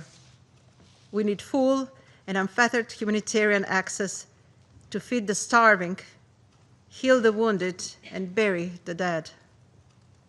We need the immediate and unconditional release of all hostages. We need the restoration of respect for international humanitarian and human rights law, and with it, some sense of basic human dignity. These are not political demands, they are legal and moral imperatives. Slovenia firmly believes that the United Nations has both the capacity and the legitimacy to help prevent further escalation and facilitate a path towards peace. One day the future generations will look on us and ask, how could you allow for this to happen? If we don't act, the history will judge us for sitting aside, being quiet. And the time to act is not tomorrow, the time is now. I thank you. Agradezco. I thank the representative of Slovenia for the statement. I shall now make a statement in my capacity as a representative of Panama. Your Excellencies, colleagues, Panama would like to thank Mr. Ramiz Alakbarov, Deputy Special Coordinator for the Middle East Peace Process and United Nations Resident and Humanitarian Coordinator, and Ms. Joyce Msuya, Assistant Secretary General for Humanitarian Affairs and Deputy Emergency Relief Coordinator. We'd like to thank them for their briefings, and we'd like to reiterate our support for the efforts and work undertaken by the United Nations agencies, within their limitations, in an extremely complicated environment in Gaza. We would also like to welcome the delegations of Israel and the observer state of Palestine. Panama also wishes to express our gratitude to Ms. Inga Ashing, Executive Officer of Save the Children International, which helps and protects thousands of children in armed conflicts, including the humanitarian tragedy playing out in Gaza today. We would also like to express our respect and solidarity with Ilana Gritsevsky, survivor of the kidnapping in the midst of the atrocious violence that occurred on the 7th of October. Your experience, also characterized by the absence still of your partner Matan, who remains in Gaza, only enshrines the sorrow of this moment, but also the possibility of hope and human dignity. And your account also reflects the tragedy of two peoples who have been trapped in a cycle of increasingly cruel violence for too long. Your Excellencies, for 22 months we have borne witness to a war that continues to claim a human cost that rends the world's moral conscience and demands immediate action from this Council, which cannot continue to stand idly by. From that fateful day, the 7th of October, when 1,200 people were brutally assassinated and 250 people were taken as hostages by Hamas, acts that Panama unequivocally condemns, once again, the violence has not ceased. The suffering of so many innocent people reminds us that a future of peace and dignity for Gaza will only be possible without the terror of Hamas, whose ideology has no place in the life of two peoples who deserve to coexist in peace and security. However, nor can we ignore that the military response that was unleashed after these cruel attacks has only multiplied the suffering and devastation. It has plunged the Gaza Strip into an unprecedented humanitarian disaster and the entire world into a moral dilemma. More than 62,000 Palestinians, including 18,000 children, have died. Tens of thousands have been injured. Millions have been displaced. And entire communities have been reduced to rubble. The humanitarian catastrophe in Gaza, which has been irrefutably, visually and technically borne out by the report from the 22nd of August by the Integrated Food Security Classification, the IPC Famine Review Committee, which concluded that Gaza is already in Phase 5, which means a famine humanitarian catastrophe. According to this report, almost 500,000 people, that is to say 22% of the population, are living in conditions of famine, while in Deir al-Balah and Khan Yunis, the population are facing Phase 4, and in the north, the conditions are similar or even worse. It has been tragically shown that children are dying of hunger in the arms of their mothers, and entire families are surviving without water, without medicine, without shelter. This is not a natural disaster. It is not an inevitability. It is the direct result of human actions and human decisions using famine as a means of applying pressure and oppression. And these decisions do not bring the conflict any closer to an end. On the contrary, they only lead to more violence, more resentment, and more suffering.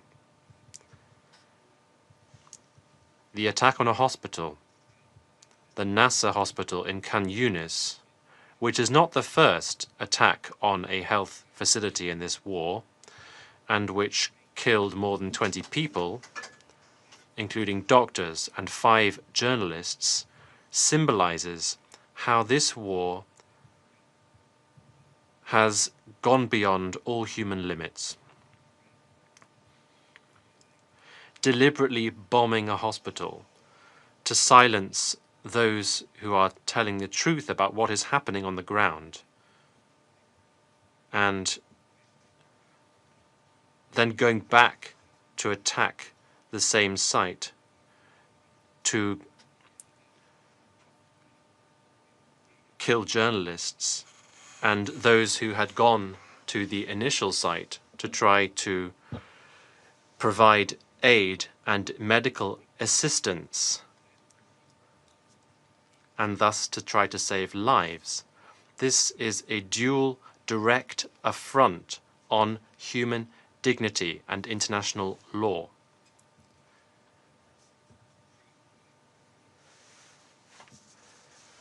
That is why there must be a serious objective investigation in order to credibly shed light on responsibilities for this tragic incident, and thus to avoid impunity.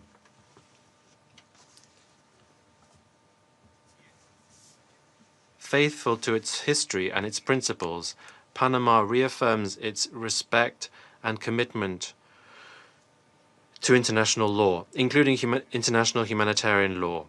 Panama always promotes dialogue as a way to achieve political understanding and sustainable solutions. The disastrous situation in Gaza cannot, nor must it, lead to complicit silence in the face of actions that run roughshod over international law and run counter to the purposes and principles of the UN Charter. All members of this organization, we have the duty to act always guided by the defense of peace, security, and human dignity, without any exceptions. Palestinian civilians, the hostages, the humanitarian workers, journalists, the disappeared, and all of those who, simply because they are in Gaza, must be protected. They are and will continue to be those who pay the price of decisions taken by political leaders who seem to ignore the voices of the world, demanding for an end to the bloodshed. For the hostages, those who have disappeared and their families, we call for a ceasefire immediately in order to lead to the immediate, dignified, unconditional release of all hostages, to give their families hope once again. For the Palestinian families, we call for a ceasefire to end the killing and to allow parents to feed their children, to find and bury their loved ones with dignity, and to live without fear of not seeing tomorrow. For the humanitarian agencies and organizations and their workers, we call for a ceasefire to allow full, safe, and unhindered access to save lives without giving their own.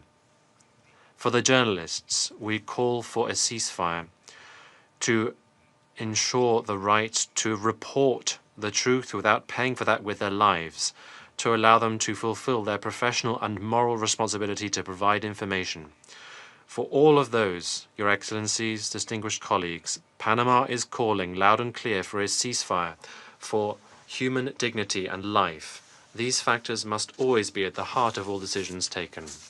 Your Excellencies, victory is not possible if it is built on the corpses of civilians, whose human dignity has been buried under the rubble of destroyed cities. The only viable, legitimate plan to achieve peace in the Middle East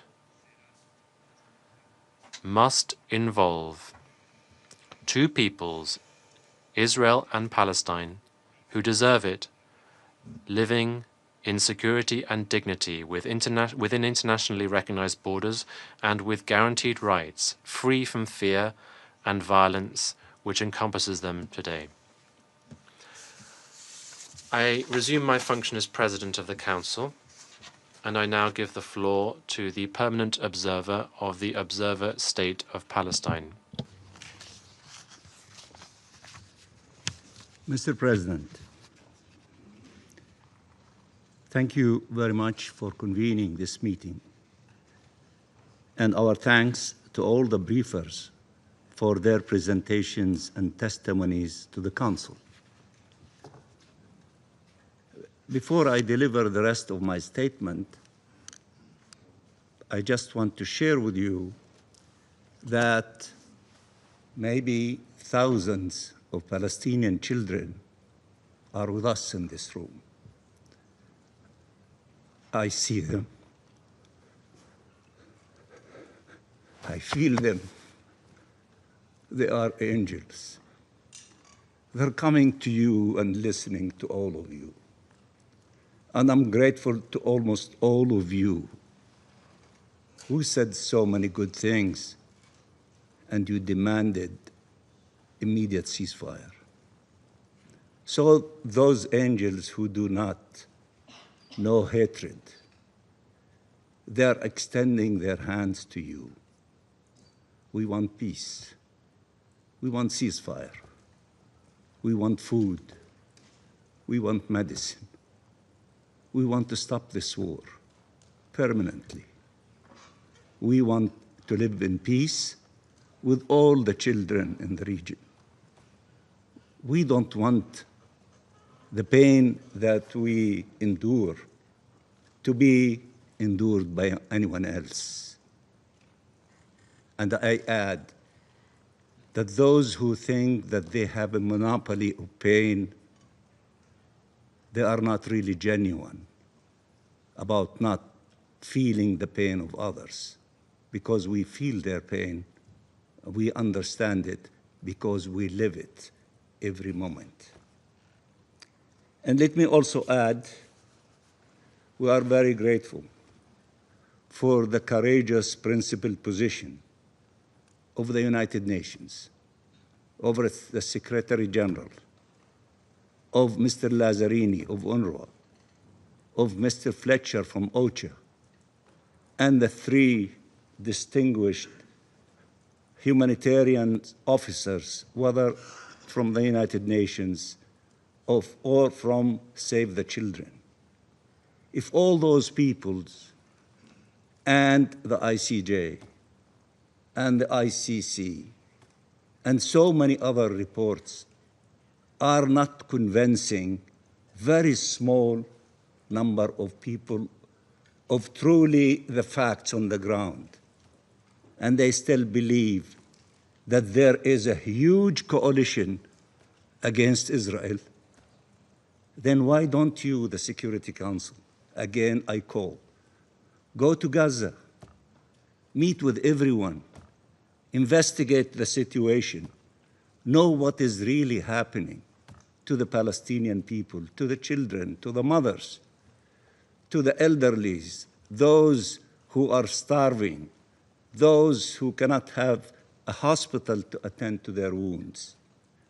Why don't you go there and investigate that situation and take with you hundreds of journalists to report if all of the reports of the UN is biased, and if the reports of the IPC is not accurate, go and investigate. Take journalists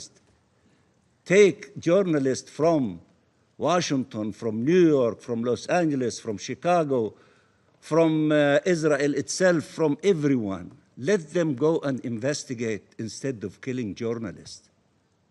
If the truth is what we're seeking, aren't these the methods of finding the truth?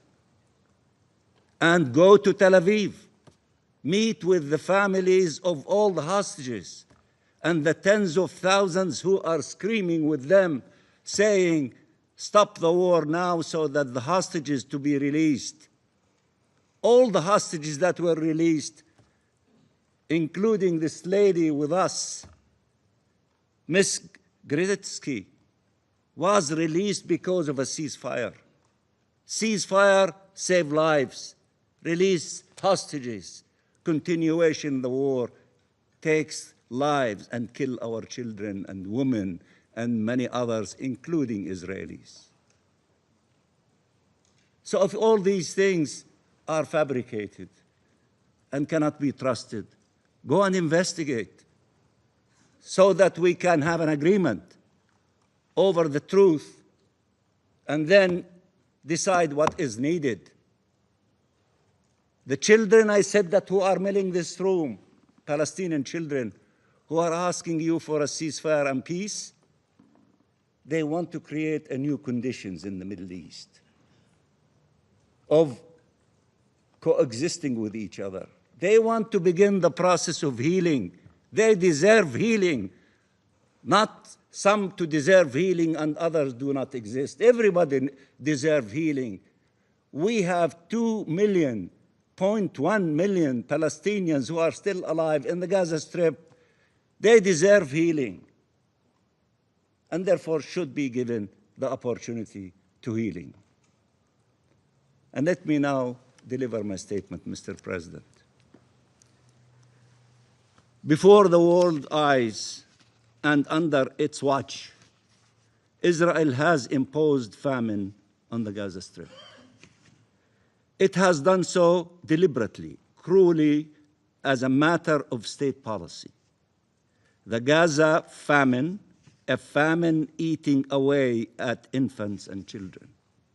It was described accurately and vividly by Save the Children. A famine now declared in Gaza City and creeping rapidly all over the Gaza Strip. A famine that could have been prevented if deterrence had matched the level of the crimes committed. Israel was presented with a ceasefire deal that could save the lives of 2 million Palestinians and 20 Israeli hostages. But it has chosen instead to expand its military control, escalate its brutality, and continue killing innocent civilians. Again, it does so deliberately and systematically, obsessed with one objective since day one: displacement and disposition of the Palestinian people, a continuum it has pursued for nearly 80 years. So instead, while the world demands a ceasefire, permanent ceasefire, Israel has indicated clearly that it wants to expand its crimes. Rather than put an end to them, that its choice remains violence, death, and destruction. So again, the world was witness to Israelis' execution of civilians in broad daylight. The second strike on Nasser's hospital was a premeditated strike on medics and journalists who arrived at the scene after the first strike. This is not a war. These are atrocities committed against an entire civilian population, 2 million people, and against all those trying to assist them, to save them, and against all those documenting the crimes. And while Israel prevents UN staff from returning to uphold their mandates in Gaza, it also still prohibits international journalists and international investigations from entering Gaza, insisting to maintain control of the crime scene and to prevent the full reality from reaching the world to evade accountability. Where else could the killing of humanitarians and journalists at such a large scale be tolerated? Where? Where else? Where else could the massacre of civilians day in, day out be tolerated, with reports revealing that civilians constitute at least 83% of the casualties? 83% of the casualties. No power on earth has dared to do anything close to what Israel is doing in total impunity. It incites against the Palestinian people and UN personnel, starting from the Secretary General declaring him persona non grata, effectively instructing its occupation forces to kill, maim, starve, detain, and torture both. Its contempt for international law, for this Council's authority, and for human life is beyond flagrant. And yet, somehow, it still sits among us and around this table. With all this record, still they are sitting here. Mr. President, Israel's illusions about its own might are leading to real death and suffering every single day. In Gaza, certainly, but also in the West Bank, where killings continue, where communities are forcibly displaced from their homes and lands, where Palestinian life and existence are under grave threat, where military incursions in their villages, refugee camps, and cities at their holy sites occur daily, where settlers' violence and terror are unrelenting, more vicious by the day, in El Mghayr, Sinjil, East Jerusalem, and Masafir Yatta, where Israel is feverishly expanding settlements, including its illegal plans targeting the E1 to suffocate the Palestinian people, to fragment the Palestinian state, to thwart our self-determination and independence, to destroy the two-state solution. Everywhere the same plan, the same objective, even if the means differ. Get rid of the Palestinian people to seize Palestinian land. Destruction, death, displacement, and endless torment of the indigenous people of this land. But Israel does not understand that its actions constitute not only an existential threat to the Palestinian people, but to the very prospect of ever realizing peace and security in our region. The only path to a peaceful, stable, and secure future goes through Palestine. No peace that can go except through Palestine. An independent and sovereign Palestinian state, a Palestinian people exercising all their rights, attaining justice and living in safety and dignity in their land, living side by side in peace and security with Israel in a region that can then finally enjoy shared peace, security, and prosperity. That vision has been enshrined in countless United Nations resolutions, including of this Security Council, and that is the promise of the New York Declaration. The outcome of the International Conference on the Peaceful Settlement of the Question of Palestine and the implementation of the two-state solution that we must now transform into reality. Mr. President, the Security Council must act now. Almost all of you said that, and the Palestinian children angels are telling you, act now. And with absolute urgency to end the Israeli atrocities and this imposed famine. It cannot continue to delay Chapter 7 action. And my colleague from Pakistan referred to the declaration adopted in Jeddah by the emergency meeting of the foreign minister of the OIC, which I had the honor of representing Palestine in, decided and is urging you to act on the basis of Chapter 7. The world must act to halt this genocide on the Palestinian people and to protect them from Israelis' plans of erasure.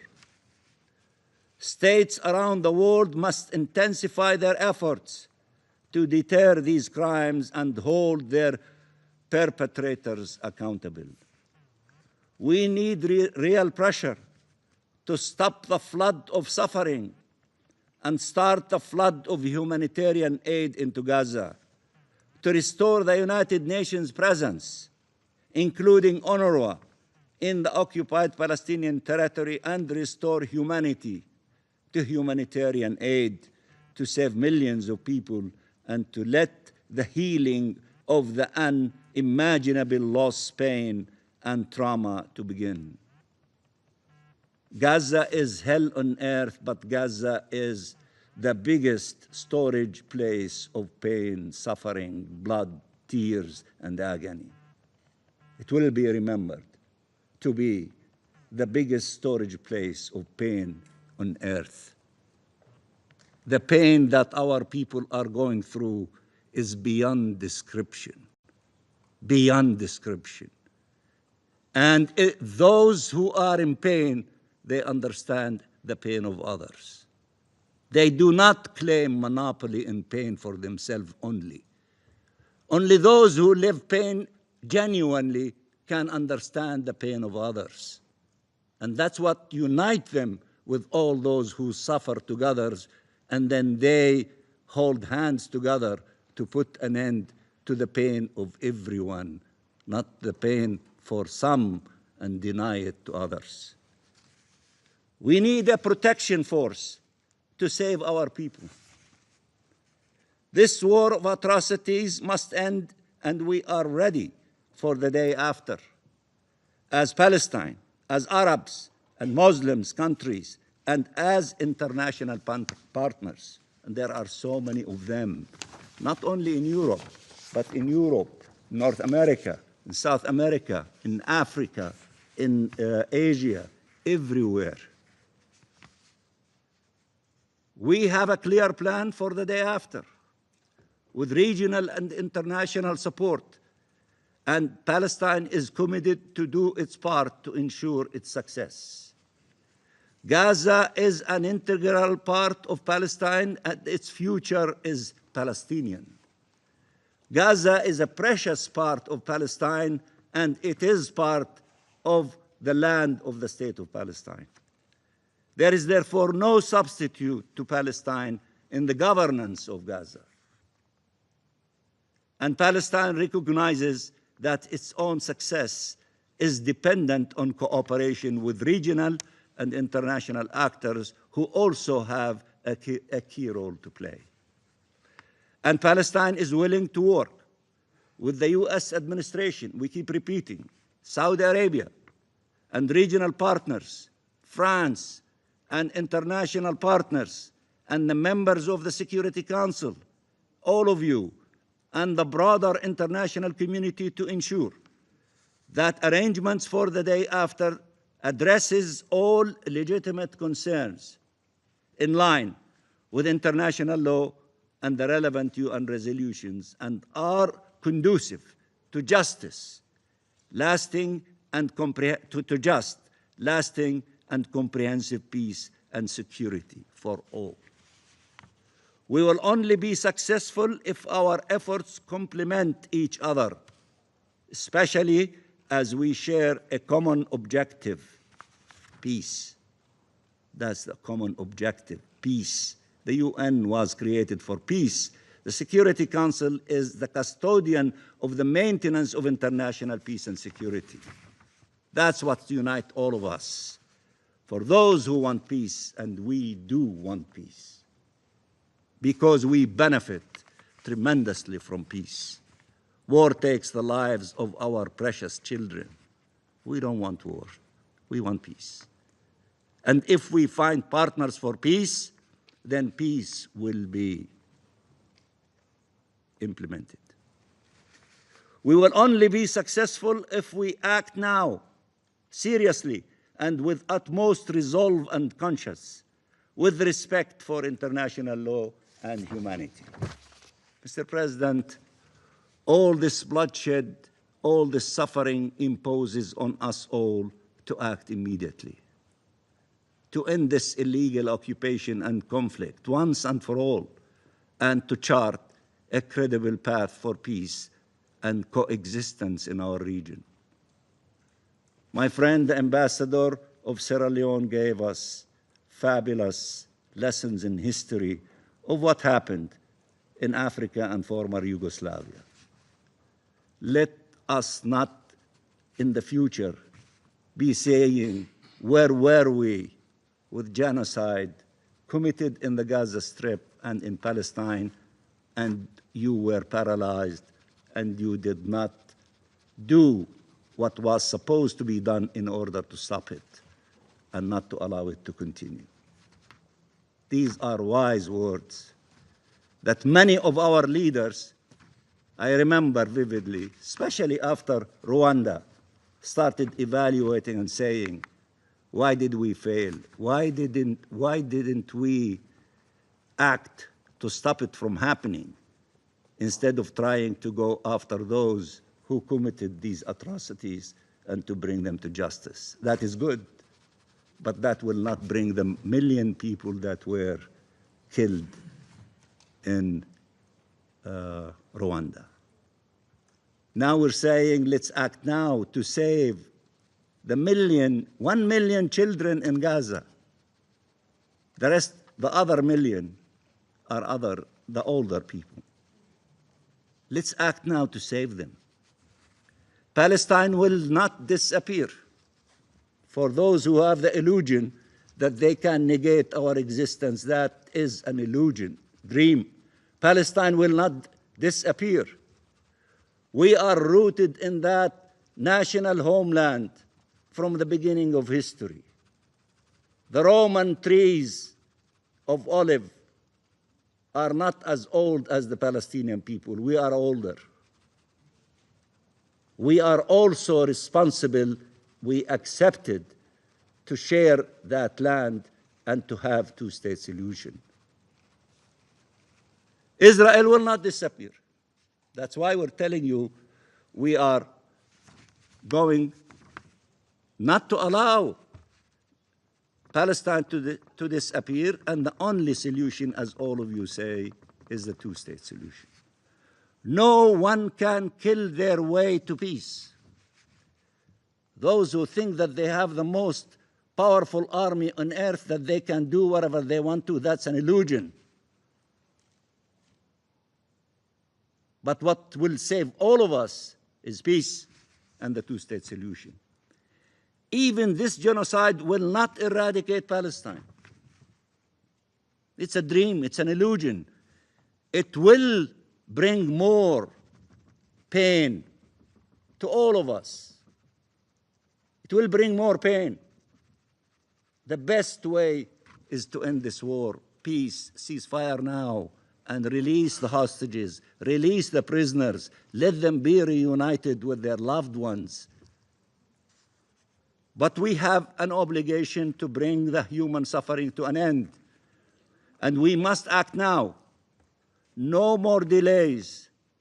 Gaza deserves life. The 2 million plus of the people who are still alive in Gaza deserve lives. And it is your obligation to help them to remain alive, although they are starving, although the healing might be almost impossible. But the only option for the healing to begin, especially for the children, stop the fighting, give them food, give them medicine, allow them to re-heal, allow them, insha'Allah, as we say, God willing, to be able to heal and to dream the big dreams that all children dream, and to fulfill these dreams. Palestine deserves lives. The Holy Land deserves life. It is time. It is time for life. It is time for freedom. It is time for peace. Thank you, Mr. President. Agradezco. I thank the permanent observer of the Observer State of Palestine for the statement. I now give the floor to the representative of Israel. Thank you, Mr. President. Thank you, Ilana. Your courage honors us all. On October 7th, Hamas stripped you from your home in Kibbutz Nir Oz with your partner Matan Sangauker. You survived 55 days in unimaginable conditions. You are free, but Matan is not. He has been in captivity for almost 700 days. No freedom, no light, no dignity. You were born in Mexico. You came to Israel more than 15 years ago to build your life as a proud Jew. We know your heart is still with Matan and the others. Your testimony is the voice of those who cannot speak. It is a living reminder of the unbearable suffering that the hostages are still enduring. Their freedom cannot wait. The report on sexual violence in armed conflict confirms what we have always known and what Ilana bravely shared. Hamas used sexual violence as a weapon of war. Survivors deserve action, no doubt. Blacklist Hamas now. The Security Council must finally designate them as the terrorist organization they are. So despite all the lies in this room, we will not lose sight of our goal, to bring Matan home, to bring them all home. Council members, some of you have forgotten about Matan. You have forgotten how this all began, and the truth above why it continues. We will not leave them behind. Their freedom cannot wait. That is why the war continues, to free our people and end Hamas's reign of terror. But instead of focusing your attention on the hostages or on the crimes of the Hamas terror organization, a campaign of diversion from these issues continues, an echo chamber that swaps facts for slogans. Look no further for evidence than the IPC report. Maybe we should call it the fabricated report. The IPC lowered its own thresholds to manufacture a so-called famine. It cut the global standard from 30% to 15% for the report only, for this report only, and ignored its second criteria altogether, and I will get to that later. It refused to count most of the aid that did not pass through the UN. It used flawed methods while ignoring the wider data available because it didn't serve its narrative. By design, it misrepresents the true data. Across its many pages, and I'm sure you read some of the report, more than 50 pages. Across its many pages, Hamas is not mentioned even once. The terrorist organization that began this war and steals the aid for its own use is not even mentioned. One of the report's co-authors is Mr. Andrew Seal. Mr. Seal is a radical anarchist who publicly accused Israel of genocide already in October 2023, just days after the massacre of our people. And now, officially, he celebrates the Houthi terrorists as upholders of international law. And he is the one of the co-signer of the report. How could any of you claim this is a legitimate report? If it were any other nation, in any other context, the IPC would publicly apologize for its failures and retract this fabricated report.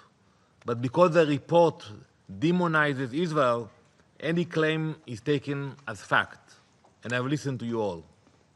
Well, how about we examine the actual facts and only then cast judgment? Preliminary analysis by both official Israeli bodies and independent experts indicate that this so-called report includes IPC invented data that did not exist. They invented 182 virtual deaths to reach the threshold of 188, supposedly for famine. So the number didn't work for them. There was only 6. So they added 182. So now they can come with this report. Second fact, the IPC cherry-picked data from a survey of 15,749 children. They took data from only 7,519 children, which leads to the desired political result of the report's authors. Third, IPC hid data that contradicts the agenda. The IPC conducted 2 surveys in Gaza and hid one of the surveys in the appendix that shows there is no famine in Gaza. Following these gross forgeries, we are demanding the IPC for the immediate removal of the forged report. Let's continue to examine the facts. Let's speak about the aid. The UN's own records show more than 500 trucks carrying over 46,000 tons of aid have entered Gaza.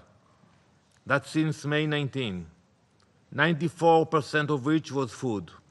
Yet, according to the UN agenda, if you read carefully, only about 1 in 9 or 8 trucks actually reached their destinations. 1 out of 9. Why? Because armed groups and Hamas terrorists intercepted the rest of the trucks inside Gaza. Not in Israel, not at the gates, not at the checkpoints, inside Gaza.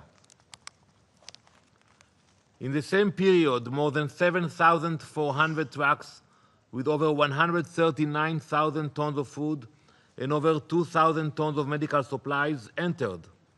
But the IPC refused to count them. On the ground, the picture is clear. The crossings are open, despite the daily lies about crossing closures from the mouth of Mr. Tom Fletcher. On a typical recent day, 300 to 400 truckloads are collected inside Gaza, while hundreds more sit waiting on the Gaza side for the UN to distribute it. When partners actually collect and distribute, prices fall. And it's not me saying it or him saying it. You can look at the market price. We have seen the prices of goods fall dramatically, but this fact is also ignored. Prices are the most accurate measurement of shortages. For example, a kilogram of flour has recently fallen by 80% in the markets of Gaza. Non-UN channels are helping to fill the gaps. 90-plus community kitchens are serving 600,000 meals a day. 18 hospitals and 12 field hospitals are operating with tens of thousands of tons of medical supplies delivered. Thousands of patients have been evacuated for treatment.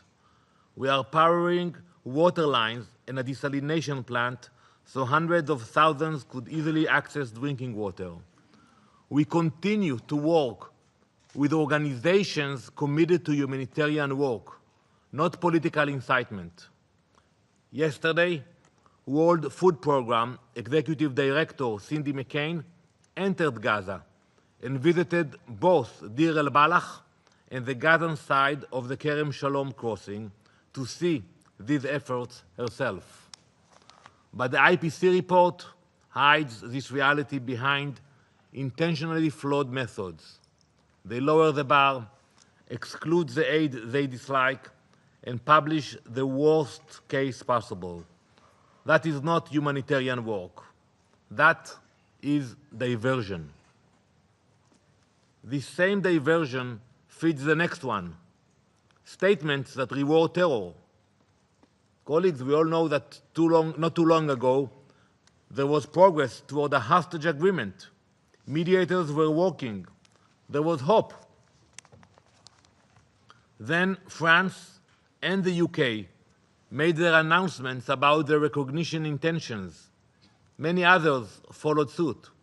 They gave Hamas an out. They told Hamas that if they agree to a ceasefire and release the hostages, they will get nothing from the international community. They encouraged Hamas to disengage and walk away from the negotiations. To those countries, look at your actions and at Hamas's response to them. When France made its announcement, Hamas called it, and I quote, positive step in the right direction, and urged all states to, and I quote, follow France, and hailed it as the fruits of October 7. That's how Hamas called your statement, the fruits of October 7. When the Dutch foreign minister resigned a few days ago, Hamas praised this recognition and called it a moral and courageous stance. When Australia changed its policy, a Hamas official thanked the Australian Prime Minister for his, quote, political courage. These are the people cheering you on: rapists, murderers, kidnappers. You are supposed to stand for Western values, peace, justice, and human rights, but your policy is applauded by terrorist monsters who continue to hold innocent people hostage. I hope that fact might cause these nations to reflect. So I hope the virtue signaling was worth it, worth the pain of the hostages, worth the pain of their families, worth the pain of the civilians in Gaza whom Hamas uses as human shields and political tools. You have set a precedent. Murder civilians and you will be heard. Take hostages and you will be rewarded. Every terrorist group is watching. The lesson is simple: violence works. Now we look to September, where there may be more statements similar to the New York Declaration, which naively states, and I quote, Hamas must end its rule in Gaza and hand over its weapons to the Palestinian Authority. So I'm asking you, and I will ask the leaders that will come here in September, how do you plan on accomplishing this? How exactly do you plan on removing Hamas from the equation? How do you think it will go? You will ask them to disarm? You will ask them to leave Gaza and bring the PA officials? The last time they had any relationship with the PA officials, and Mr. Mansour can agree to that because I don't know if he was there, they threw them from the rooftops in Gaza. They tortured them, the PA officials. That was the last time any PA official was in Gaza. So when you make a statement, how it will work? We know it will not happen from empty UN statements or meaningless summits. We know you leave the real work to us. You may not say it, but you know it too. At least be honest about what your statements really mean. Empowering Hamas and allowing them to continue to exploit the people of Gaza and threaten the people of Israel? That's what it means if they will stay there. And I tell you today, we will never allow that to happen. Mr. President, this Council can keep chasing distractions or return to core principles. The hostages, say their names, demand proof of life, demand they receive aid, medical care, and visits from the Red Cross. Use real pressure on those who hold leverage over Hamas. Make their return the first sentence of every statement in this chamber until they are home. Hamas's rule must end. Any meaningful future for Palestinians and Israelis require it. You cannot build accountable institutions around murderous terrorists. Israel will keep doing the hard work. We will bring our people home. We will dismantle Hamas's war machine. Ilana, to you, to Matan's family, and to all the families, we will not be diverted. We will not be deterred. We will bring them all back home. Thank you, Mr. President. I thank the representative of Israel for the statement. Delegation of France has asked for the floor to make an additional statement. You have the floor. Thank you very much, Mr. President, and I apologise for extending this session by a little bit, but these are very serious and weighty topics, the issue of hostages, and I'm not going to repeat what I already said. We stand in solidarity on the matter, and we believe in the need to release the hostages just as soon as possible. I would like to just respond to two points, at least 2 points that have been mentioned but that affect my country, France. The first point is this assertion according to which the policy that we're pursuing, the two-state solution, the initiative that we are engaging in with Saudi Arabia can in any way be instrumentalized by Hamas. We are aware that Hamas has its own means of communicating. We are in no way whatsoever responsible for the way that this is instrumentalized by Hamas. And I would like to quote a part of the letter by the French president to the Israeli prime minister, if necessary, to clarify, as if it was necessary to clarify once again, that the New York Declaration, this is my second point, is in no way whatsoever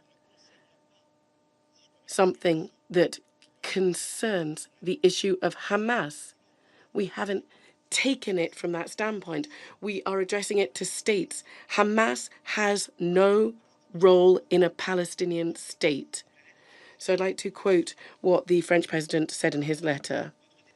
Our determination to ensure that the Palestinian people have a state is rooted in our belief that a lasting peace is crucial for the solution and its full integration into a region, a logic of normalization that we support that needs to be implemented as soon as possible. The interpreter is paraphrasing. This lasting peace involves the establishment of a sovereign Palestinian state, recognizing Israel's right to security, demilitarized living in peace. In no case does this double belief enable any complicity with Hamas or any other terrorist group to threaten Israel. The Palestinian state must be the end of Hamas. I will stop there. Of course, you can read other parts of that letter, but I think it's sufficiently clear. And in the New York Declaration, and I'd like to reiterate this declaration very clearly, not naively, talks about the end of Hamas and its disarmament. Thank you very much. I thank France for the statement. I would just like to express my sincere thanks to the interpreters who have enabled us to continue without interruption of this session, and whose work is excellent. And I now see that the delegation of Algeria is asking for the floor. Algeria has asked for the floor. You have the floor. Thank you, President. I don't wish to extend this meeting too much longer. And I did hesitate a great deal before asking to speak again. I hesitated because I can feel the anxiety, the revulsion from Miss Gravitsky. I listened to her. I listened very carefully to what she said. And I listened very respectfully to what she said. But the suffering that she is enduring does not allow her within this council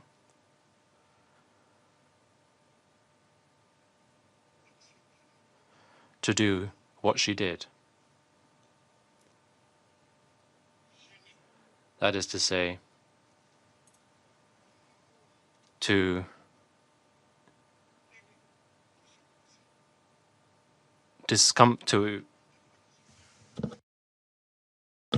upset the members of this council, in spite of what she has been through, in spite of all of her suffering, in spite of everything. That does not allow her or authorize her to upset the members of the council, to cause discomfort among members of this council when a member of this council is giving a statement.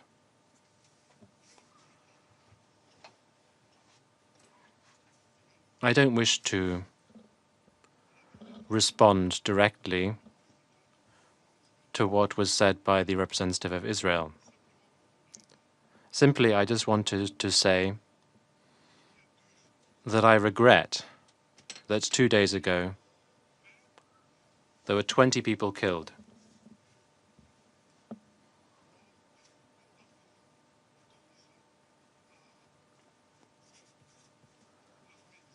When there was a bombing that was authorized by the Israeli army, including 5 journalists who died. And this includes poor Miriam. There were also humanitarian workers. There were ambulance workers.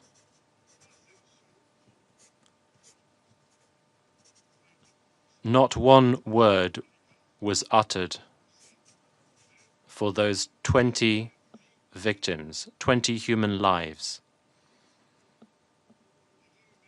Human lives that were cut short. They had families, they had children. Not one word of regret was uttered, at least before this council.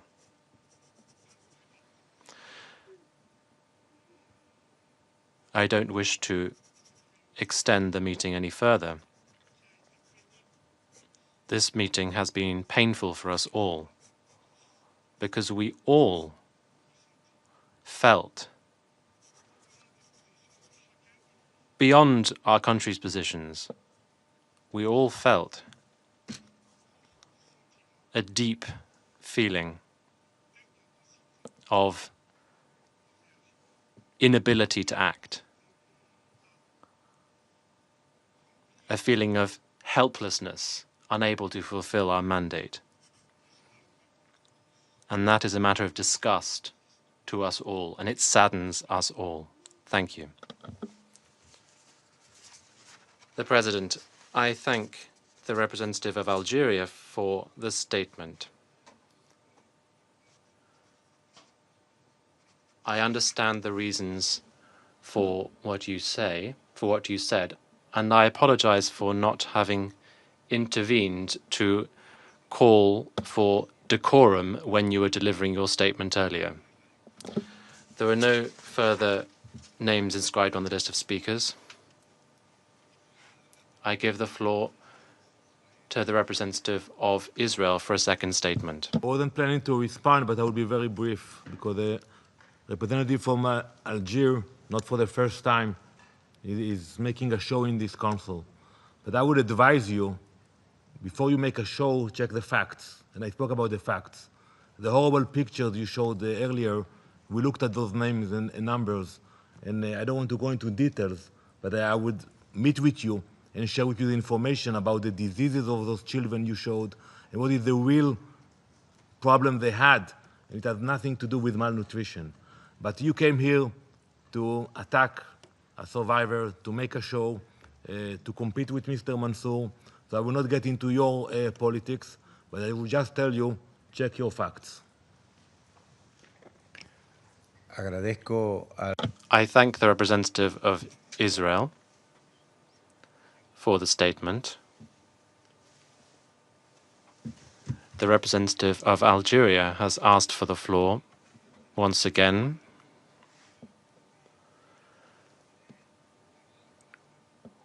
I will allow him to have the floor for a second and final time. You have the floor. Thank you, Mr. President. I do apologise for taking the floor once again. Quite simply, I would wish to raise the issue that the facts are clearly documented. They have been documented in their Secretary General's report. They've been documented in the 50-page report of the IPC. Thank you very much. Muchas gracias. Thank you. I thank the representative of Algeria for that second statement. There are no more names inscribed on the list of speakers. The meeting stands adjourned.